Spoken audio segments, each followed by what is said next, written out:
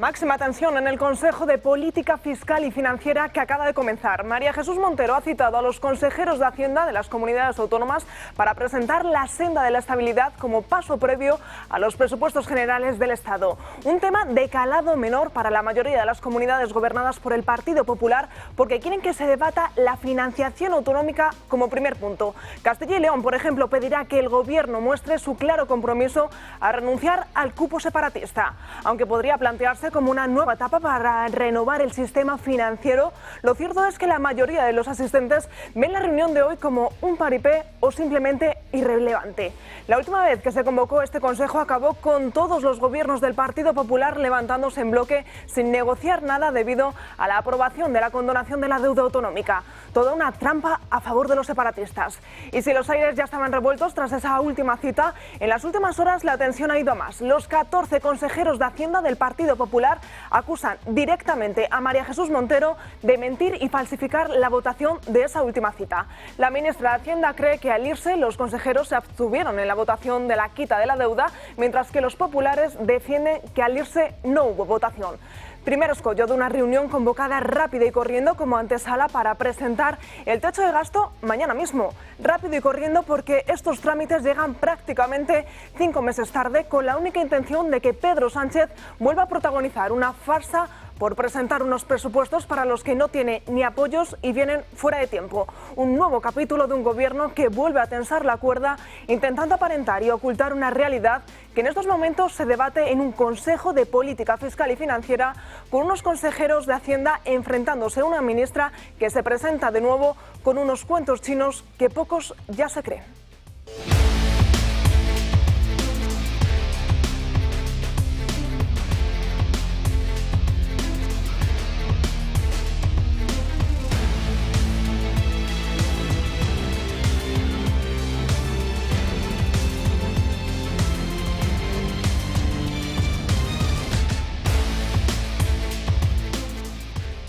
¿Qué tal están? Muy buenos días, bienvenidos. Lunes 17 de noviembre miramos el santoral y felicitamos a San Gregorio de Tours. Por delante, como siempre, 2 horas de programa en los que vamos a estar muy pendientes de ese Consejo de Financiación que se está llevando a cabo desde las 12 del mediodía. También muy pendientes de la comparecencia de Carlos Mazón, en esta ocasión en el Congreso, dentro de esa investigación por todo lo que ocurrió en La Dana. Desde las 10:30 lleva declarando. Miraremos con detalle todo lo que está diciendo, todas esas explicaciones de lo que ocurrió ese fatídico 29 de octubre del año 2024. Como siempre vamos a comenzar, pues saludando a la gente que me acompaña hoy aquí en esta mesa y como siempre pues hoy tenemos el lujo de contar con don Julio Ariza. ¿Qué tal? Muy buenos días.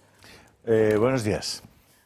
¿Qué tal? No, un lujo poder estar aquí ejerciendo la libertad de expresión, cosa que cada día en el mundo, por lo menos en muchas partes del mundo, es muy difícil. Aquí en España cada día más, en Europa también. Y poder estar en un foro con gente tan ilustre y tan bien formada e informada, diciendo lo que uno modestamente, pero en libertad piensa, pues es un privilegio. Me gustaría decirle al cardenal Omeya, cardenal de Barcelona, que por favor se ocupe del asunto del Hospital de Sant Pau, donde desde el año 2013 no se podían realizar abortos porque se trata de un hospital, una institución que aunque sea un hospital público, es una institución católica, que por favor se ocupe de que allí no vuelvan a poder realizar abortos, porque el aborto es un crimen, va contra la moral, va contra los principios básicos del derecho a la vida y por tanto en una institución católica no se pueden realizar crímenes como esos, no se deben y no se pueden. Y el cardenal está en sus manos el que eso sea así. Hay 6 personas en el patronato de ese hospital, 2 de ellos son de la diócesis de Barcelona, otros 2 son del Ayuntamiento de Barcelona y otros 2 de la Generalitat de Cataluña. Espero que por lo menos utilice su capacidad de veto, como se hizo en el año 2013, en el que se dejaron de realizar abortos allí y se impida que en ese hospital de San Pablo, además San Pablo, se realicen esa barbarie, ¿no?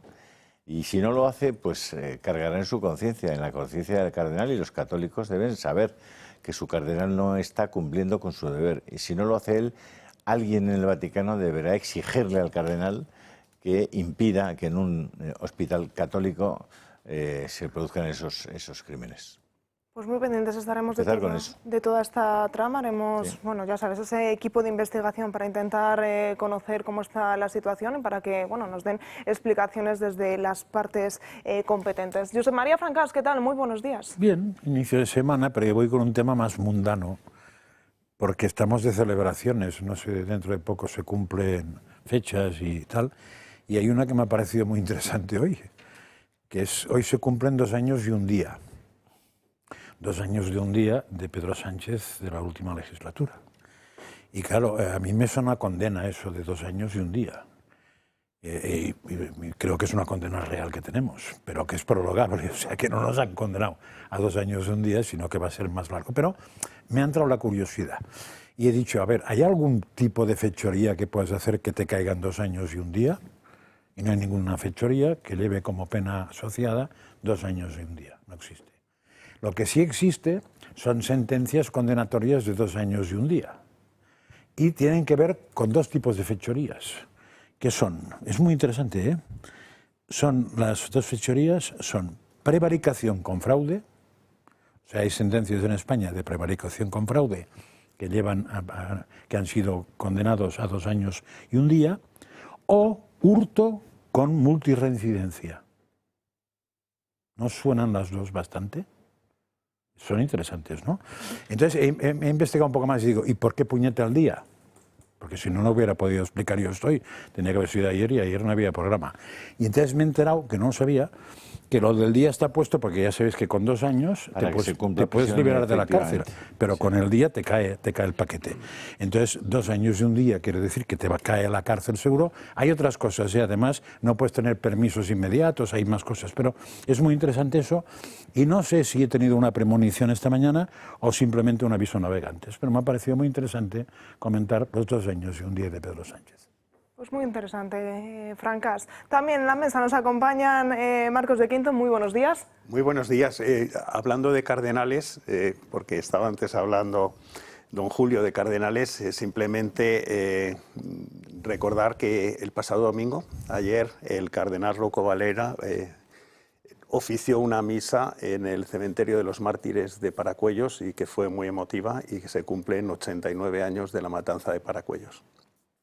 Y Miguel Robleto, bienvenido, buenos días. Buenos días.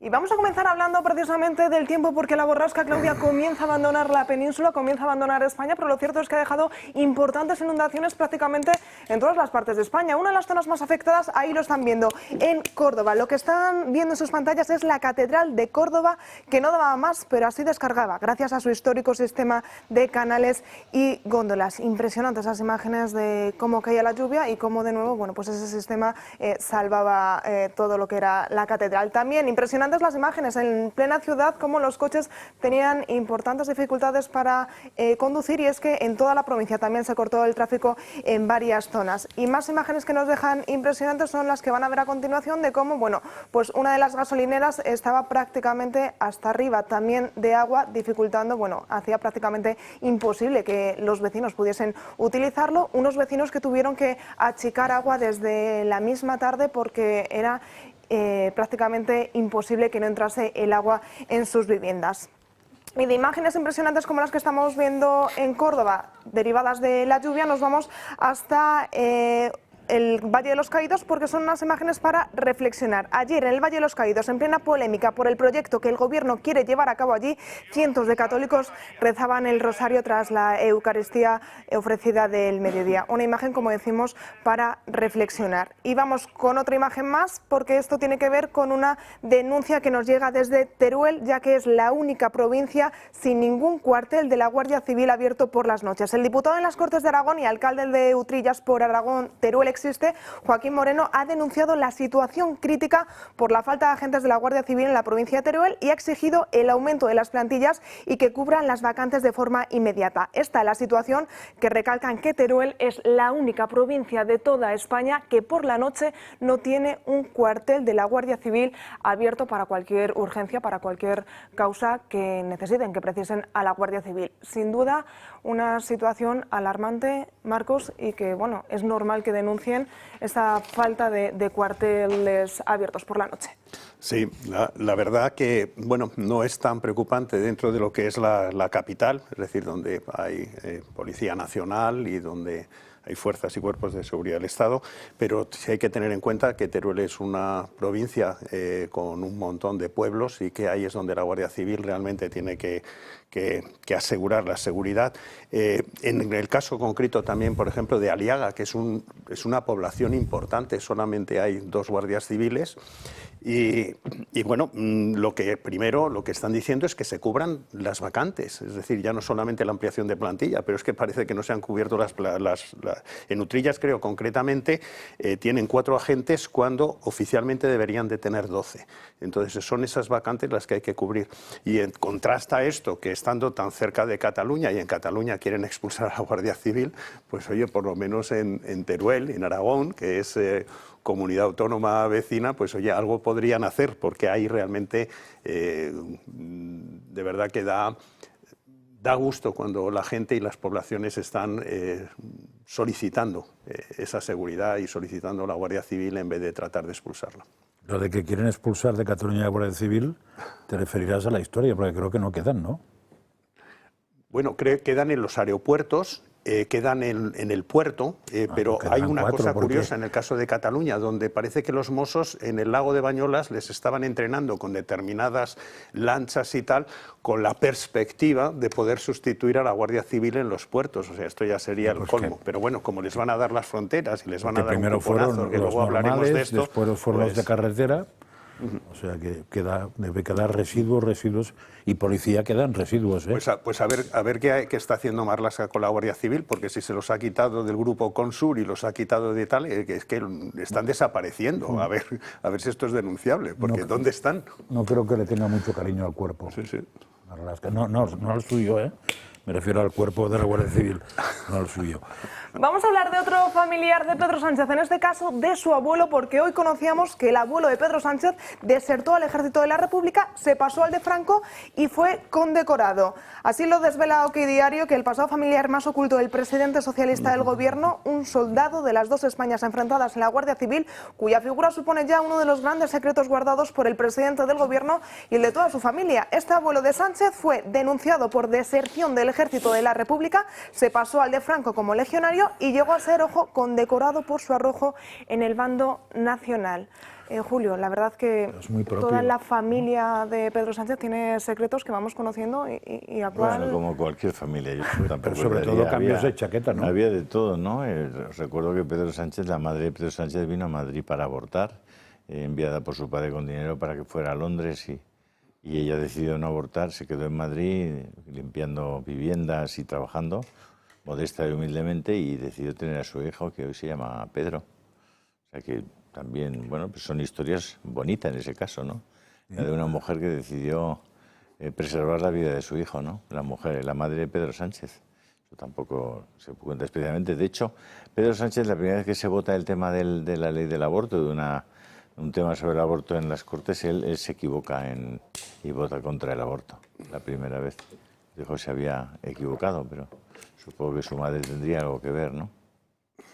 Sí, y cuando fue elegido, y hablando con gente que estaba muy arriba en el PSOE, me dijeron, es que acaba de salir el más de derechas que teníamos con posibilidades de ser secretario general. Ha pasado a ser el más de izquierdas, o sea que sigue la pauta del abuelo, pero al revés, ¿no? Bueno, Pedro Sánchez es el producto de los usuarios de la sauna de Pedro Sánchez, de su suegro. Eso es Pedro Sánchez. Eso tenés que explicarlo de producto. Tiene muchas interpretaciones. No, hombre, no. Me estoy refiriendo claro, que personas que estaban conectadas con Sabiniano a través de los productos que él vendía, que pues son los que toman la decisión de que sea Pedro el sustituto. Y puede ser que la tomen forzadamente. Eso ya no lo sé. Por estar pillados. Bueno, te refieres a Miguel Sebastián, te refieres a quien le dio el apoyo. Tantos, ¿verdad? No, pues es que Pedro Sánchez es el fruto del franquismo. Es decir, de tantas familias que estuvieron trabajando, que le permitieron tener una situación. Y yo quiero recordar que Pedro Sánchez hablas con sus compañeros de colegio y sus compañeros de instituto, de izquierdas nada. Por eso, todo lo contrario, una familia que eran en más los de años derechas del 70 PSOE. estaba veraneando en Formentor, que era lo más de Mallorca, evidentemente de izquierdas no era, ¿no? Luego tiene una evolución seguramente pues intencionada y llega a este devenir que se ha convertido en una extrema izquierda. Pero insisto, es fruto de esa familia que, durante ese franquismo que ahora se demoniza, y toca demonizar doblemente, pues salió adelante y, como se decía en aquella época, y no se metía en mayores historias. No fue una historia de resistencia, ni él tuvo una historia de resistencia en la universidad privada, por cierto, ¿no? Es decir, cuando denostó la universidad pública.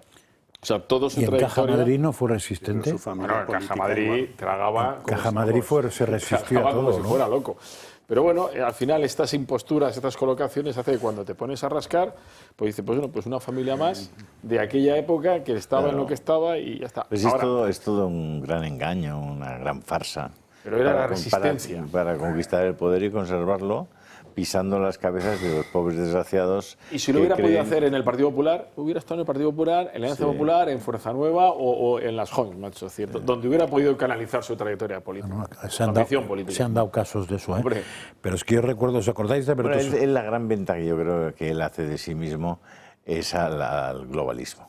Yo creo que esa especial relación con Soros, con su hijo, con la madre de Soros y el tío de Soros y tal, yo creo que esa es la gran entrega que hace. La que le mantiene. Es el pacto fáustico de toda esta gente La que le mantiene, es eso.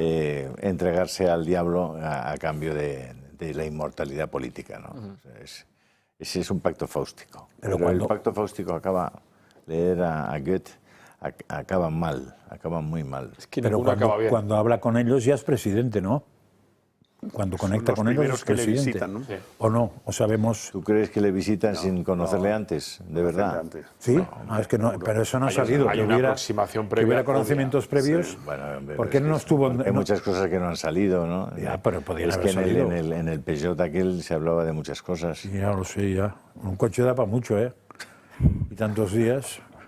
¿Qué pasaría si se celebrasen elecciones generales tal día como hoy? Pues La Razón hoy publica un nuevo sondeo en el que vuelve a dejar como gran triunfadoras el bloque de derechas del Partido Popular y de Vox. El Partido Popular alcanzaría los 149 escaños, Vox haría con 56, mientras que el Partido Socialista se quedaría en 109. Ahí están viendo cómo Sumar también sería uno de los grandes partidos que pierden más número de diputados, porque se quedaría con tan solo 9. Otros como Esquerra Republicana 6, Junts mantendría los 7, Bildu 6, PNV 5, BNG 2 y otros menores como Coalición Canaria o UPN se quedarían con un representante en el Congreso de los Diputados. De nuevo se vuelven a dar a ese bloque de derechas, a Partido Popular y a Vox, como los grandes vencedores en caso de celebrarse elecciones tal día como hoy. De nuevo. Ninguna.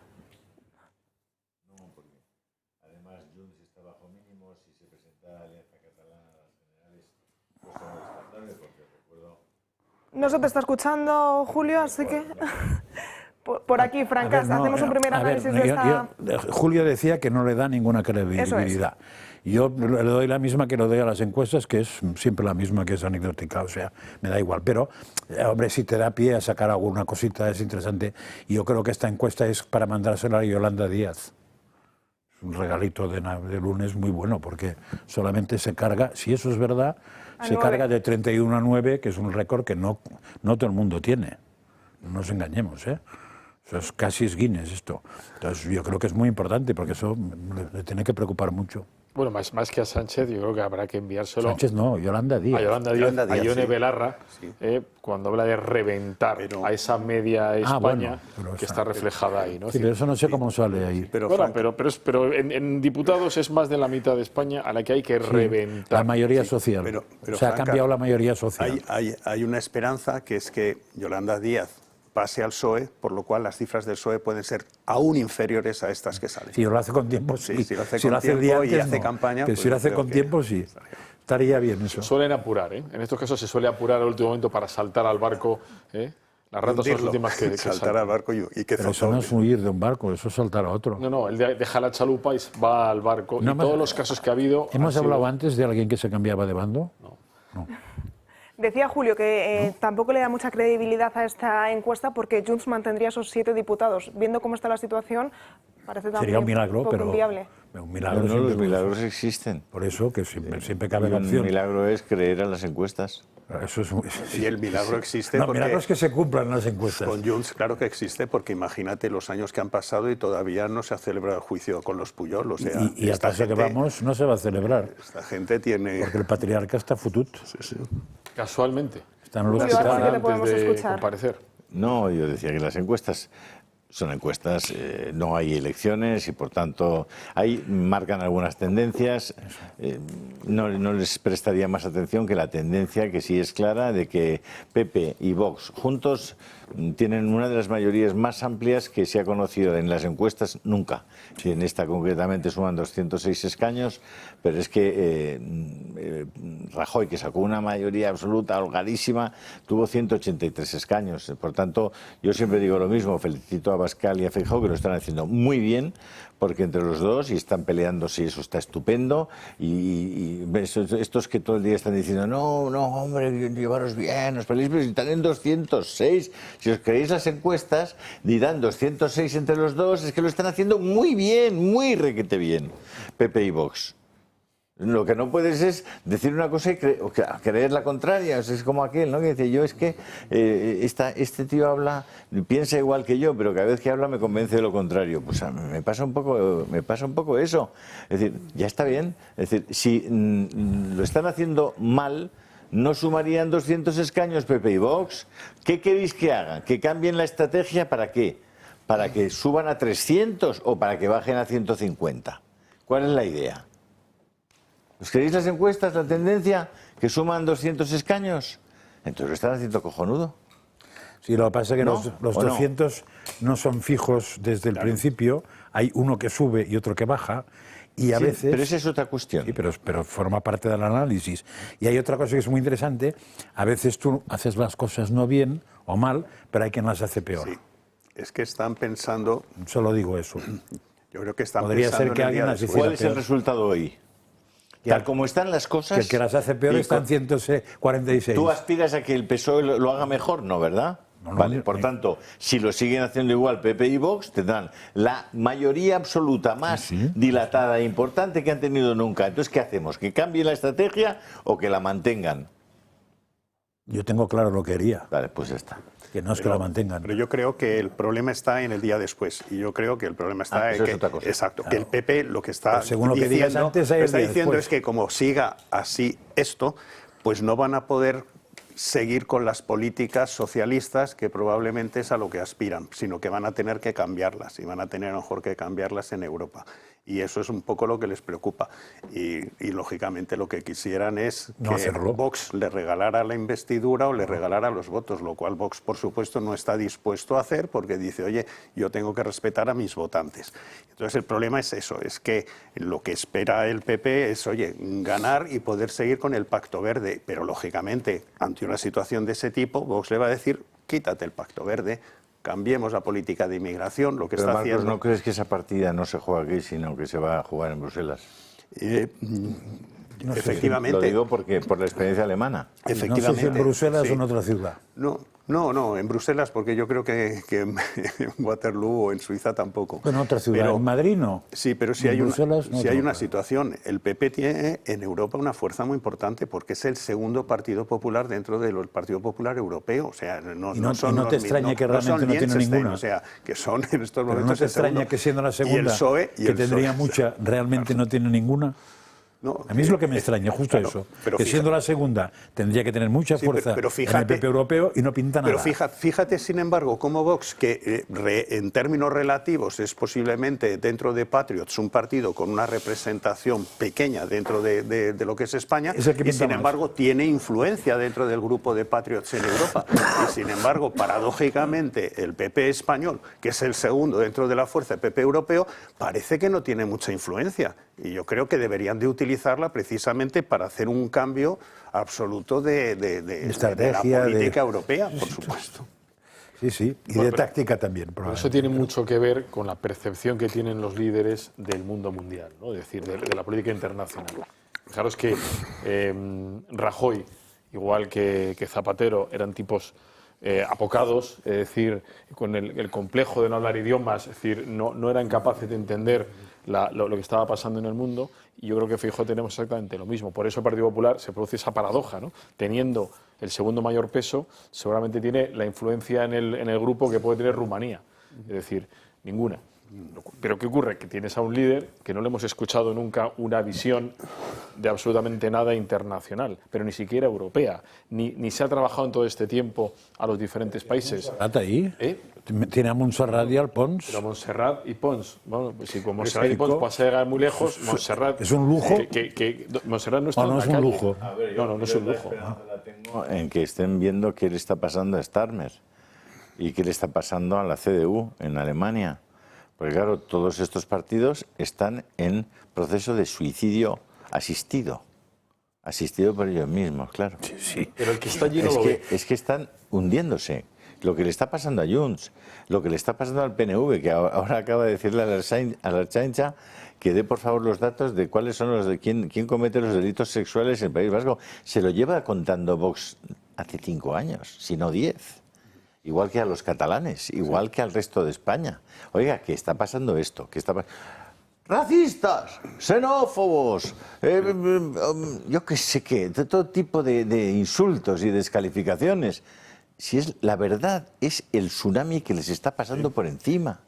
La verdad, la realidad.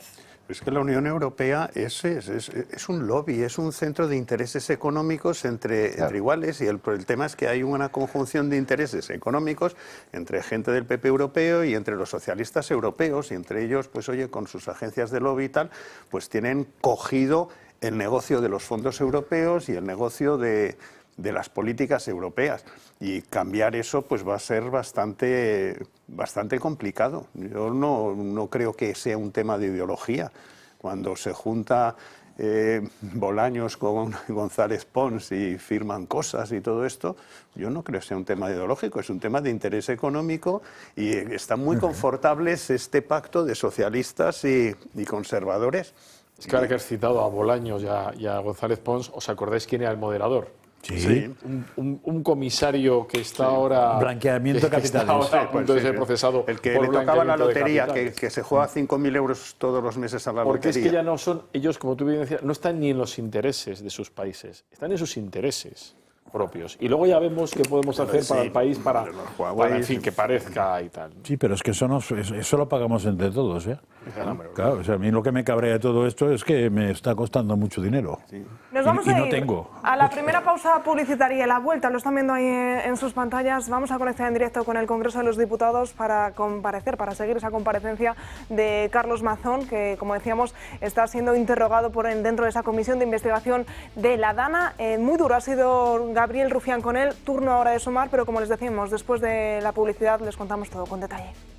12:30 pasadas del mediodía, seguimos aquí en directo y nos vamos a ir hasta el Congreso de los Diputados, porque en estos momentos continúa esa intervención de Carlos Mazón dentro de la Comisión de Investigación por la DANA en el Congreso. Turno ahora de Sumar, pero hace unos minutos acaba de terminar el interrogatorio por parte de Gabriel Rufián, que le ha llamado mentiroso, inútil, homicida y psicópata, y dice que lo mejor que podría pasar es que pagase por todo ello. ¿Pero dónde? En la cárcel. Escuchamos. Tiempo de un tuit, pues es que no le puedo responder Senyor Mazón, vostè va triar el senyor Rovira. Senyor Rovira, que és conseller d'Educació i d'Ocupació. ¿Cuándo? ¿El 29? No, No, vostè va triar el senyor Rovira com a conseller. Le había entendido cridar. Sé que en el Ventorro li van donar classes de València. Triar, escoger. A partir d'ahí, és important, vostè va triar a este conseller. Educació i Ocupació. Creu que és el millor un conseller que quan Nathan i els seus pares se moren anant a per ell a l'escola perquè ningú els avisa, quan ningú és capaç de suspendre l'activitat econòmica, demana el cotxe per anar-se'n a Sant Vicent del Raspeig, continua pensant que el senyor Rovira és el millor, sí o no? Es el que ha traído la libertad educativa contra la política impositiva de los països catalans. Molt bé. Anem a seguir. Vostè, en funcions, ha ascendit al senyor Martínez Mus com a vicepresident. El conseller... Martínez Mus... Bueno, pues ahí estábamos viendo esa comparecencia en directo en el Congreso de los Diputados. De momento, primeras impresiones, decíamos en las primeras preguntas. La primera impresión es que me parece un nivel, un patio vamos, peor que una taberna de portuaria. O sea, si no, yo soy Mazón, estoy ahí, me dice esto de usted le dieron clases en el Ventorro sin venir. ¿Qué me está usted contando? O O sea, no lo tolero, señor presidente. ¿Usted le pide que pida perdón o yo no sigo hablando? ¿Está? Lo que da sobre todo es vergüenza ajena, ¿no? Es decir, vergüenza ajena. Porque las intervenciones más son patibularias. Es decir, no basta que haya sido, hay que lapidarlo, hay que ahorcarlo, que muera, vamos a ponerle grilletes, vamos a ponerle la pena esta no revisable o revisable o sea, Rufián haciendo, a mí lo que Rufián haciendo todo el día méritos para que Esquerra no lo saque de las listas. Porque sabe que lo quieren echar. Es un butiflé, porque es un butiflé. Él es ya más españolista que tal. Entonces tiene que hacer un sobreesfuerzo para parecer antiespañolista. O sea, es un puro teatro, es un teatro de quinta también, porque él tampoco es que sea Einstein. Entonces, bueno, pues hace el papelón, pues lo van a echar igual. Él tiene buena marca en la izquierda, él lo sabe. Si él sabe que a Esquerra le hace un roto también si se va. Están todos a muerte. Él, con Esquerra, con Junts, con los de Alianza, con tal. Si es que esto es Babel, al final no se dan cuenta. Yo no hubiera sometido al linchamiento. O sea, yo hago mi declaración y digo, oiga, yo he comparecido, hago mi declaración, no tengo que responder a nada porque es un del linchamiento. Yo he oído muy poco, porque la verdad es que no pensé que lo dieran. Pero Marcos me ha dicho, oye, que lo dan cuando he llegado aquí, lo he escuchado 10 minutos, pero he oído una cosa que ha dicho Mazón que me ha parecido muy interesante, porque como el que no quiere la cosa, porque ha dicho, hombre, estamos en el Congreso de los Diputados, en teoría eso es política nacional, aquí debería estar. Y los citados en la comisión somos 40 valencianos, no sé si son 10 de política nacional y 0 de Castilla-La Mancha, que también le pasó algo. Entonces, con esos datillos yo tengo ya suficiente para saber de qué va la jugada, con lo cual ya no necesito saber más. Me ha parecido que ha respondido muy bien a lo que se pretende, que es un show para cascar al de siempre. Ya, pero que lo no que hay que hacer con esos es no darles cancha, que se lo y montar en el Senado, ellos. al contrario, donde hay 200 del gobierno central, 1 de Valencia y 25 de Castilla-La Mancha. Eso sí se hace oposición, ¿no? Yo discrepo respetuosamente porque lo he estado escuchando el debate de lo que no debería de haber dado cancha. Yo creo que sí, yo creo que he hecho muy bien. Es decir, le he estado escuchando todo el interrogatorio de Yone Belarra, el de que también le he hecho Compromís y tal. Entonces él, al no tener ya, pues estar en funciones, porque de hecho él ya ha dimitido, él es una persona que ha pedido disculpas y que además, oye, pues ha asumido responsabilidades. Se puede decir si las ha asumido demasiado tarde o no, pero lo que sí le está dando oportunidad, porque él está respondiendo primero de una manera muy pausada y de una manera a mí me parece muy razonable. O sea, mi lectura de lo que yo he estado escuchando es que lo ha estado haciendo muy bien. Y de alguna manera ha estado desmontando la mayor parte de argumentos, mientras le han dejado, porque hay veces que cuando él estaba desmontando argumentos inmediatamente le cambiaban. Pero pese a todo, esto sí ha sido capaz de dar su mensaje. Por lo cual, aunque sea una situación violenta en el sentido de las formas que han estado utilizando con él, le han estado dando la posibilidad de volver a reforzar determinadas ideas, de estar hablando del CECOPI, quiénes realmente eran los que estaban y qué responsabilidad tenían, de la MED, de todo esto. Entonces, yo creo que eso, insistir en eso, me parece muy bien. Lo que creo es que no solamente en esas responsabilidades, él tiene ahora la oportunidad de insistir en esto, sino que también, oye, su exgrupo, su grupo parlamentario debería también seguir incidiendo en esto y toda la oposición. Pero yo creo que les va a salir un poco el tiro por la culata, tal como he visto como lo estaba haciendo. El problema es que salga después en la prensa eso, pero... Vamos a recuperar la señal del Congreso de los Diputados, vamos a ver esa parte del interrogatorio que perdíamos hace unos minutos. O a la olla de Buñol. Señor Mazón, miren, nosotros no tenemos piedad con usted, porque como dijo Robespierre, castigar a los opresores es clemencia, perdonarlos es barbarie. Y miren, muy simple, a las preguntas. ¿Alguna usted ya la ha esquivado? ¿Usted se arrepiente o se siente mal por abandonar a su pueblo aquel 29 de octubre? ¿Sí o no? Ha dicho usted...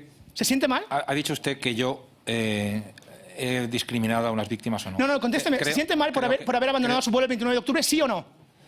Yo todos mis desvelos, como le he dicho antes, están en todas las horas. No se siente mal. Bien. ¿Usted odia a Utiel? ¿Usted odia a Utiel? ¿Tiene manía especial a la gente de Utiel? ¿Pero cómo? ¿Por qué? Vale. Entonces, esa mañana, si usted no tenía manía Utiel, cuando usted ven que están desapareciendo personas en Utiel, que está la UME rescatando a personas con sus animales y sus perros, ¿cómo se va a comer al ventorro? ¿Cómo se le ocurre?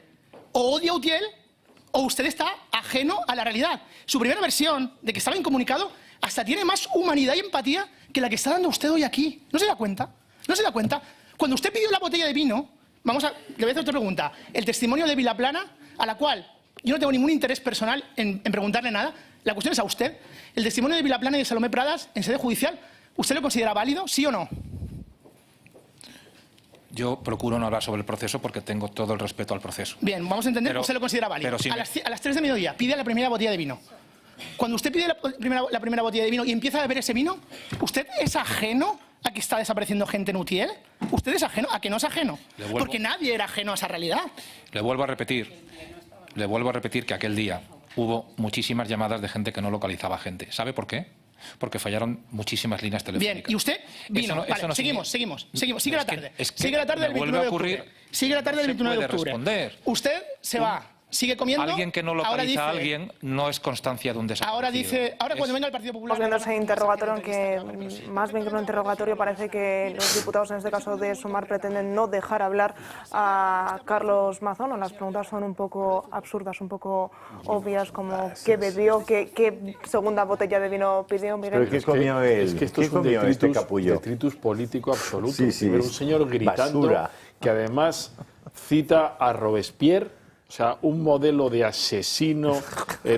Podía haber citado a Beria, el de la KGB con Stalin, ¿no? Pero es no decir, les pueden dar un lexatín antes de empezar la comisión. Pero esta vamos gente. a ver. Y luego, Estén más estos tranquilos. mismos, es doblemente detritus, porque estos mismos diputados, ese día, lo que estaban era, en lugar de haber suspendido la votación, votando el Consejo de Retención Española a 115.000 euros. ¿Este de qué partido es? Sumar, creo que Sumar. es el turno Porque de los, estar, sí. los únicos que no votaron eso fueron Compromís. Los únicos del bando de izquierdas. Sí, pero, fueron los únicos que pueden decir Viva algo. Robespierre. sí, pero lo que hay que entender es que esto no es una comisión de investigación, les da igual. Ellos llevan un guión y entonces van a insultar y a chillar a este señor, Amazon, para luego, posteriormente, que les aplaudan los suyos y, oye, y asegurarse que van a estar en las listas en la próximo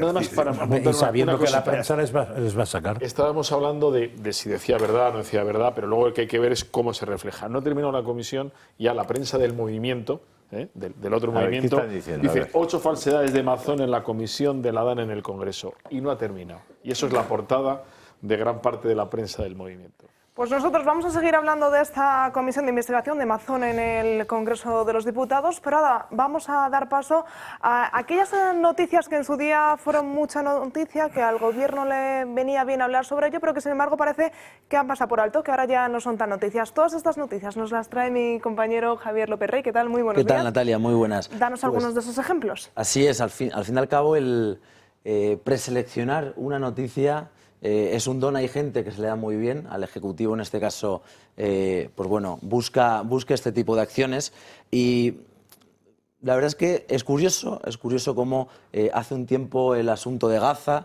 el asunto de la flotilla, pues ocupaba todos los periódicos, todas las portadas, todas las sesiones de control y ahora lo cierto es que se nos ha olvidado Gaza, se nos ha olvidado la flotilla, se nos ha olvidado, bueno, se nos ha olvidado Ucrania.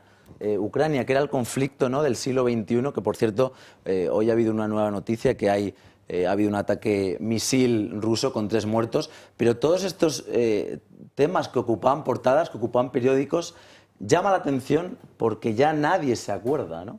Entonces, aquí los tertulianos me gustaría saber vuestra opinión, cómo veis este tipo de preselección del contenido. Además, Julio me consta que lo comenta por su Telegram, así que no sé qué opináis. Las no noticias, hombre. Las no noticias. Sí.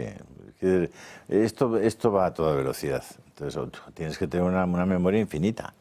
Porque claro, es verdad, ahora mismo Gaza ya no existe, Ucrania prácticamente no existe, Reinders no existe, la vivienda ya no existe, Israel no existe.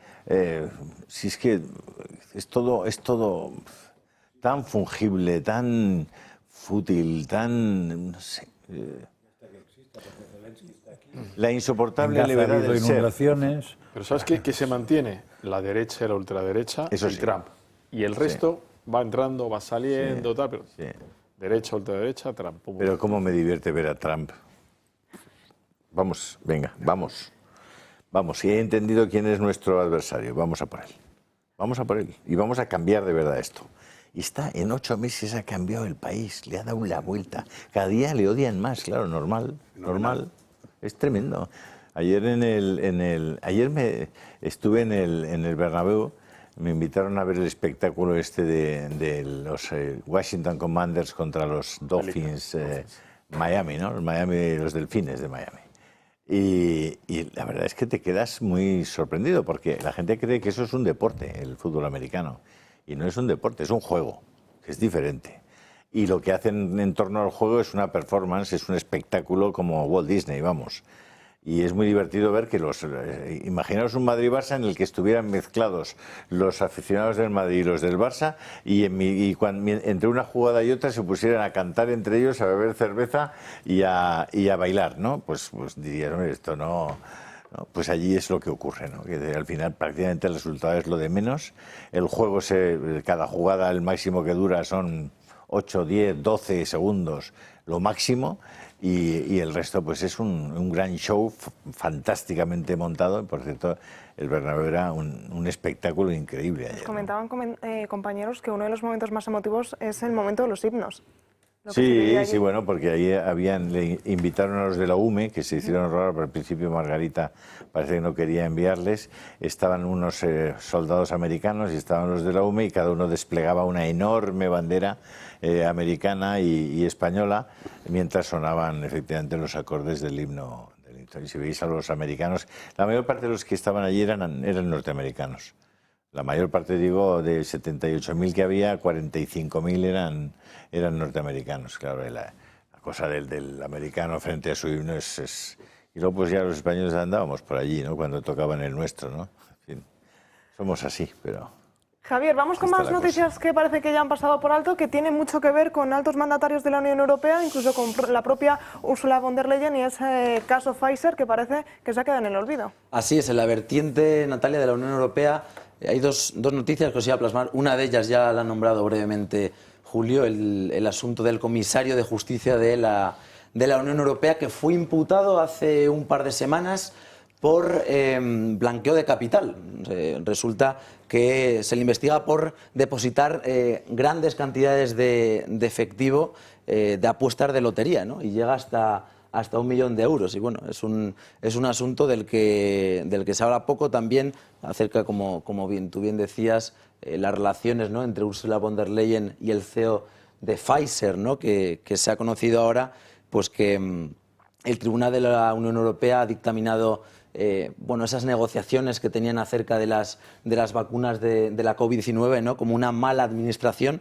Y al fin y al cabo esto es serio, esto es grave, que la mandataria por excelencia de la Unión Europea pues esté involucrado en este tipo de asuntos y que se encuentren en la última parte del periódico, ¿no? Marcos de Quinto. Sí, yo señalar primero que se trató de hacer una investigación sobre este tema, que Patriots lo activó y finalmente se suspendió con el voto, por supuesto, del PP europeo en contra de que se realizara una investigación sobre esto de Ursula von der Leyen.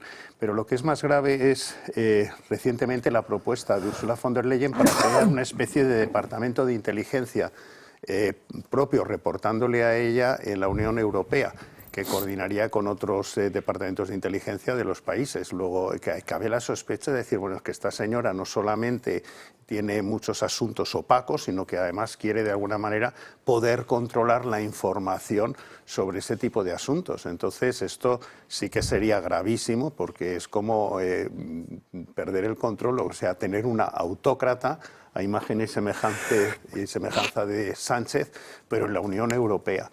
Y yo creo que aquí sí tiene mucho que decir el Partido Popular Español respecto a estas pretensiones de esa opacidad de Ursula von der Leyen y además de esa pretensión de crearse su propio CNI. Señora que ha borrado por 2 veces sus móviles. Efectivamente. No olvidemos, o sea, que es una experta profesional del tema, porque lo hizo cuando era ministra de Defensa del gobierno de la República Alemana y lo ha hecho después cuando ha sido presidenta de la Comisión. Y yo no entendí, y tengo que reconocer que es una de las cosas que me han separado bastante de la Unión Europea actual, cuando repitió esta mujer de candidata, primero porque creo que es la primera vez que ocurre eso, de que una presidenta de la Comisión repitiera, porque la gracia estaba en que, siendo de tantos países, lo normal es que no repitan una figura en toda la Unión Europea, porque hay mucho Unión Europea, ¿no? Y más teniendo el historial que tenía esta señora. Claro, si además la apoya el PSOE y el PP, pues ya me da más que pensar. Repitiendo lo que decía Julio respecto a Trump, es de señalar cuando Trump le hace el feo en Estados Unidos a Ursula von der Leyen, diciendo que ella no ha sido elegida directamente por los ciudadanos y en un momento de una reunión la separa y no permite su presencia con el resto de jefes de gobierno de Europa. Claro, igual Trump entiende qué tipo de personaje es. Efectivamente. Y sobre lo que tampoco se habla, y nos lo adelantaba Javier, sobre vivienda, y es que parece que aparte del gobierno no le compensa, no le viene bien hablar ahora de vivienda cuando es uno de los principales problemas para todos los españoles. Por eso hoy publica ABC que el gobierno ha reducido en un 30% estas inversiones para facilitar el acceso a la vivienda en plena crisis habitacional. España solo destina el 0,2% del PIB a políticas públicas de desarrollo residencial, tres veces menos que la media europea. Uno de los grandes problemas de España, como es esa vivienda, sin embargo, desde el Gobierno, en vez de implantar, motivar y ampliar esa inversión en vivienda y sobre todo en vivienda pública, ¿qué hace? Pues recortar en 30% esa inversión. ¿Nos sorprende, Miguel? No, a mí no me sorprende nada de un gobierno, de un presidente que habló hace muy poquito de poner a disposición, a edificar cerca de 200.000, 300.000 viviendas, ¿no? Es decir, nada de nada. Pero cuidado, que este problema no solo viene de estos 7 años, casi 8, sino viene también del anterior gobierno de Rajoy. Es decir, vivienda se ha hecho y del cero. anterior. Lo que pasa es que este es mucho más grave porque el problema ya ha explotado por todos lados y además, es decir, más allá de las palabras, el resultado sigue siendo el mismo. O sea, no hay que irse muy lejos. Con que te entres en los portales de pisos y pongas, como hace la mayoría de la gente, en las zonas que uno puede desear, más baratos, se queda estupefacto, como lo que veíamos el otro día en Santa Engracia, aquí una calle muy cerca aquí en Madrid, que eran 20 metros cuadrados, que era una recta, y costaba 250.000 euros, ¿no? Y era un agujero con una ventanita, que eso sería la carbonera de la casa. Pues eso es ilegal. Bueno, no, es ilegal no, porque cumplirá los mínimos. No, si es una ventanita es ilegal. Un respiradero y poco más. Yo lo que creo, hay una manera de incentivar al gobierno para que invierta mucho más en el tema de vivienda, que es que creen una UTE con Cerdán, con Ábalos, y entonces seguramente que van a poner muchísimo dinero en esto. Entonces, pues yo les brindo la idea para que hagan eso y seguro que el dinero sale de debajo de las piedras. Pero Miguel, has hablado de Pedro Sánchez y un asunto histórico que es la promesa de viviendas, pero es que hace mucho menos se fue a la Unión Europea a pedir dinero para viviendas, ¿os acordáis?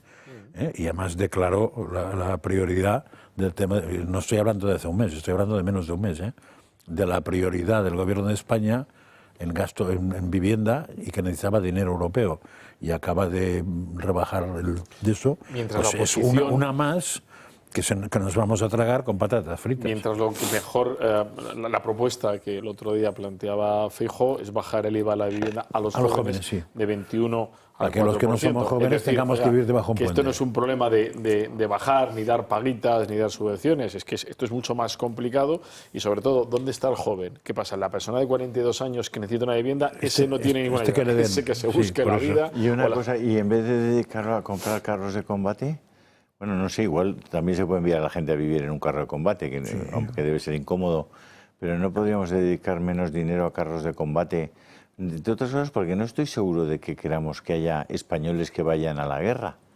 Porque claro, tener más armas significa que alguien va a empuñarlas, ¿no? Digo yo.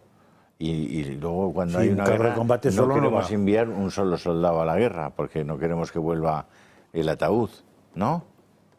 Entonces, eso de dedicar mucho más dinero a defensa, ¿contra quién? ¿Contra quién? Rusia. Marcos, sí, un sí, apunte. sí, no, un último Marruecos, apunte. Rusia. Este tema, o sea, es que es incidir sobre lo mismo. Para resolver el tema de la vivienda son temas muy sencillos, es decir, terreno urbanizable. Todo aquello que específicamente no sea urbanizable se tiene que suponer que es urbanizable. Siguiente, licencias rápidas. Uno no puede comprar y tener un proyecto y comprar un terreno y tardar 4 años hasta que inicia las obras, porque ese dinero... Silencio administrativo positivo, 90 días. Efectivamente. Siguiente, los requisitos de construcción. Oye, si hay que si a lo mejor no tienen que ser absolutamente ecológicas las viviendas, si tenemos un problema de inmediato, oye, que sean de la manera que salgan rentables y, por supuesto, lo que hay que hacer es mover esto ya y bajar impuestos, pero bajar impuestos no solamente, es decir, al que las compra, sino también al que las tiene que construir, tasas, etcétera. Entonces, esto es lo único que puede desbloquear el tema. Y todas las demás cosas... que haya viviendas en el mercado. Pero si no hay viviendas, si la gente no está construyendo viviendas, no hay viviendas, es porque no es un buen negocio. ¿Y por qué no es un buen negocio? Porque entre las administraciones, la burocracia y tal, está haciendo que no sea un buen negocio. Tú lo que tienes que conseguir es que efectivamente sea un buen negocio hacer viviendas asequibles. Bueno, cuando el Pocero hizo lo de Seseña, la gente decía, qué disparate. Oye, pues hizo unas viviendas que más o menos son dignas en un sitio donde medioambientalmente pues no fastidian absolutamente nada. Si además consigues, que eso sí es un tema del gobierno, conseguir que exista un transporte que sea útil entre una población de esa radio, porque lo que tiene que entender la gente es que en Serrano ya no hay superficie para construir viviendas de protección oficial, ¿eh?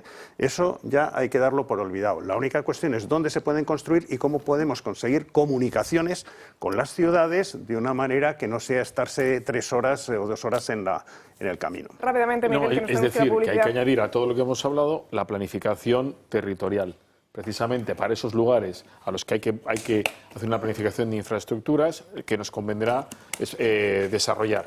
Léase León, Zamora, Badajoz, es decir, polos que dependen de una decisión política, esa planificación para que crezcan. Pero un tema importante es que hay que acostumbrar a la gente que las cosas no son gratis. Es decir, si tú quieres iniciar porque te quieres emancipar, te vas a tener que ir al extrarradio.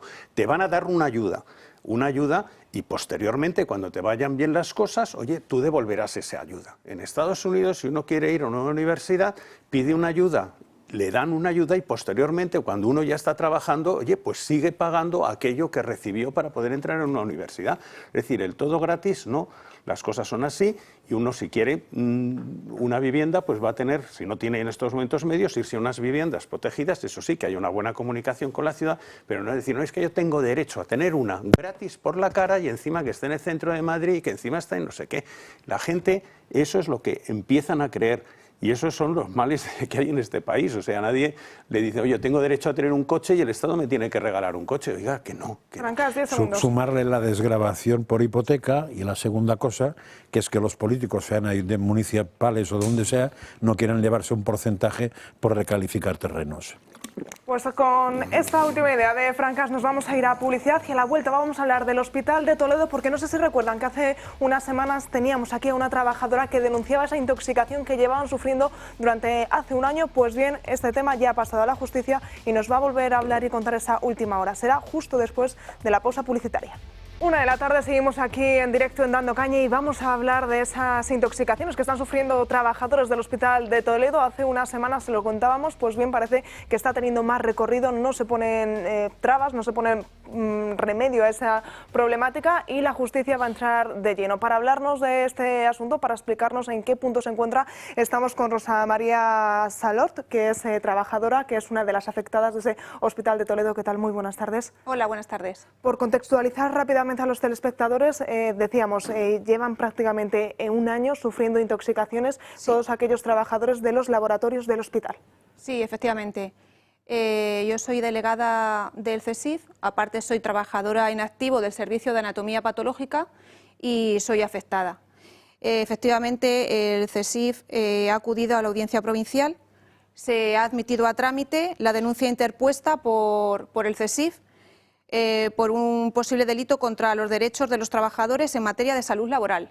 Hace un año comenzamos el día 27 teniendo sintomatología. Eso dio lugar a que en el periodo de este año 14 personas hayan tenido que acudir a la urgencia del Hospital Universitario de Toledo con esa sintomatología. Estuvimos de baja 34 personas a la vez de diciembre a enero. A partir de ese momento nuestra mutua Solimat no nos quiere ya dar la baja laboral. Y partes de incidencia, yo calculo que siempre digo que serán más de 300 partes de incidencia. ¿Y la situación ahora cómo se encuentra? ¿Siguen sufriendo esos casos de intoxicación? ¿Se siguen dando? Sí, se siguen dando, efectivamente, es a diario. Mis compañeros tienen síntomas a diario. La semana pasada... Estamos viendo ahí precisamente algunos de esos síntomas que denuncian. La semana pasada compañeras de banco de sangre y de hematología han tenido también síntomas. Desde el hospital, hace unas semanas decíamos que tanto desde el hospital como de la consejería, dos órganos competentes en esta materia, no se habían pronunciado. No sé si a día de hoy se han puesto en contacto con ustedes, os han dado alguna solución. No tenemos constancia de que, haya un parte de contingencia. Después de un año todavía no tenemos el parte de contingencia. Y aparte de eso es que nos parece una ofensa a todo el personal trabajador con síntomas cuando el consejero de Sanidad niega a estas alturas que haya intoxicaciones. Porque esas intoxicaciones, ¿de dónde vendrían? ¿Dónde podría estar el origen? Nosotros lo notamos en el aire, o sea, en el ambiente, pero ahora para descartar también hemos acudido al Consejo de Seguridad Nuclear para que evalúe si hay algún riesgo de sensibilidad electromagnética o de radiación, puesto que esto ocurre en el edificio E, en la planta 0, que es donde están todos los laboratorios, y en el edificio E, en la planta 1, está todo el servicio de radiofísica, de radiodiagnóstico, Importante, lo dejábamos claro la otra vez que estuvo aquí, estas intoxicaciones no están llegando a los pacientes, a la gente interna del hospital. No, porque solamente sucede en la planta 0, que es donde están ubicados todos los laboratorios. Entonces, estos síntomas, esta sintomatología nos afecta a todo el personal trabajador. ¿Marcos? Sí, yo una sugerencia, yo haría una sugerencia, que igual que Fraga hizo lo que hizo en Palomares cuando cayó aquella bomba atómica, que probablemente lo que habría que hacer es invitar al consejero de salud y a la mutua esta que se niega a darles la baja a que pasen un día o un par de días en ese laboratorio y que prueben en sus propias carnes si hay o si no hay eso, pero que lo hagan ellos. Francas. No estuve la otra vez, que parece que hubo otra vez, pero puede haber gente que no estuviera la otra vez escuchando. Entonces yo me he perdido. O sea, estáis hablando de que en un hospital en Toledo hay una serie de personal que trabaja ahí que se encuentra con problemas cutáneos, solo. Y respiratorios. No. Pues, ¿qué tipo de problemas se encuentra? Sintomatología, dolores de cabeza intensos, aturdimiento, afonías, eritemas en la piel. Yo me había quedado solo con por las fotos. ¿Y eso hace un año que pasa? Sí, desde el 27 de noviembre. Y está físicamente muy centralizado en una planta. Sí, solamente en el edificio E, planta 0. Desde el día 7 de noviembre. 27 de noviembre del año pasado, un año. Y la planta sigue funcionando y tal, y nadie y estamos ha dicho nada. en la misma circunstancia. ¿Y hay partes médicos constantes? Sí, muchísimos. ¿Por qué no dejan de Yo acudir los facilité porque me dieron permiso mis compañeros y he facilitado todos los partes médicos. ¿Y los médicos qué dicen? ¿De qué etiología puede tener esos? Efecto tóxico de gases. Efecto tóxico de gases. De los laboratorios en los que trabajan. Claro, es lo que se plasma en nuestros informes médicos. ¿Y qué gases hay ahí? Que no hubiera. ¿Qué gases existen? Nosotros trabajamos con formaldehído. Pero antes no. Sí, siempre hemos trabajado con formaldehído. Las mediciones que se hicieron en el mes de diciembre dieron puntualmente altas, 3, y la inspección cerró por un tiempo la sala del tallado. Estuvimos un tiempo sin trabajar con el formaldehído. O sea, lo que se llama el formol, donde se mete la carne, entre comillas, pero eso para conservarla. Eso puso de manifiesto que es algo más que formol, porque todo ese tiempo que nosotros estuvimos sin trabajar con el formol, también tuvimos sintomatología y aparte de eso 2 personas tuvieron que acudir a urgencias con el formaldehído parado. ¿Cuál no es el formaldehído? Entonces, si no es el Claro, formol... debe de haber otra cosa, efectivamente, pero todavía no sabemos la causa y estamos así después de un año. Pero siguen las afonías, los eritemas... Continuamente se están poniendo partes de incidencia, continuamente. ¿Y a nadie se le ha ocurrido que hay que cerrar la planta? Digo yo de las autoridades, porque es evidente que si en un sitio... Si tú tienes una granja con vacas y donde están las vacas empieza a haber enfermedades, te cierran la granja con las vacas. Es que mis compañeros están sacando el trabajo a costa de su salud, a diario, desde hace un año. Pero antes de que vaya el consejero, que será una magnífica respuesta siempre y cuando no se ponga en bañador, es decir, como hizo Fraga, el director del hospital, el gerente del hospital, es decir, ese que tendría que dar la orden, bajar y dar la orden de cierre de o de reubicación. O sea, nosotros solicitamos una reubicación. Claro. Porque eso además está infringiendo las condiciones de trabajo, de salubridad en el trabajo. Puede ser una multa de campeonato, en teoría. Si eso es una empresa privada, te machacan. ¿Y el gerente qué dice? ¿No? Pues debe de ser que no valora la reubicación a fecha de hoy tras un año. Porque no ha bajado a estarse unas horas allí. No, su despacho, trasladar el despacho allí. Claro, trasladar el despacho ahí. Hacer la prueba de... Antes que el consejero, que también, es decir, el gerente es el primero que tiene que llegar. El consejero está negando continuamente las intoxicaciones. ¿Y el resto de sindicatos? También nos ha apoyado desde el primer momento. ¿Cuántas personas son afectadas por esta situación? A ver, mi servicio normalmente somos 50 y pico personas en plantilla. Lo que pasa que, por ejemplo, en mi caso yo me he tenido que coger una reducción para no intoxicarme, con lo cual me han tenido que también sustituir esa parte proporcional que no trabajo. Entonces yo calculo que en mi servicio solo habrá unas 60 y pico personas, no llegaremos a 70, solo en el servicio de anatomía patológica. Luego está también afectado el servicio de genética, el servicio de bioquímica, microbiología, hematología y banco de sangre. Son todos los laboratorios de la planta 0 del edificio E. Y si ustedes se contaminan, las muestras con las que trabajan, me imagino también se podrían llegar a contaminar. Podría no servir para nada el trabajo que están realizando. Es que es una intoxicación. Quiero decir, el efecto no sabemos si es por efecto tóxico de gases o es porque tenemos aparte el riesgo de la planta de radiodiagnóstico que tenemos arriba, que por eso se va a descartar, que es lo que queremos, descartarlo. Claro. Entonces no sabemos lo que es.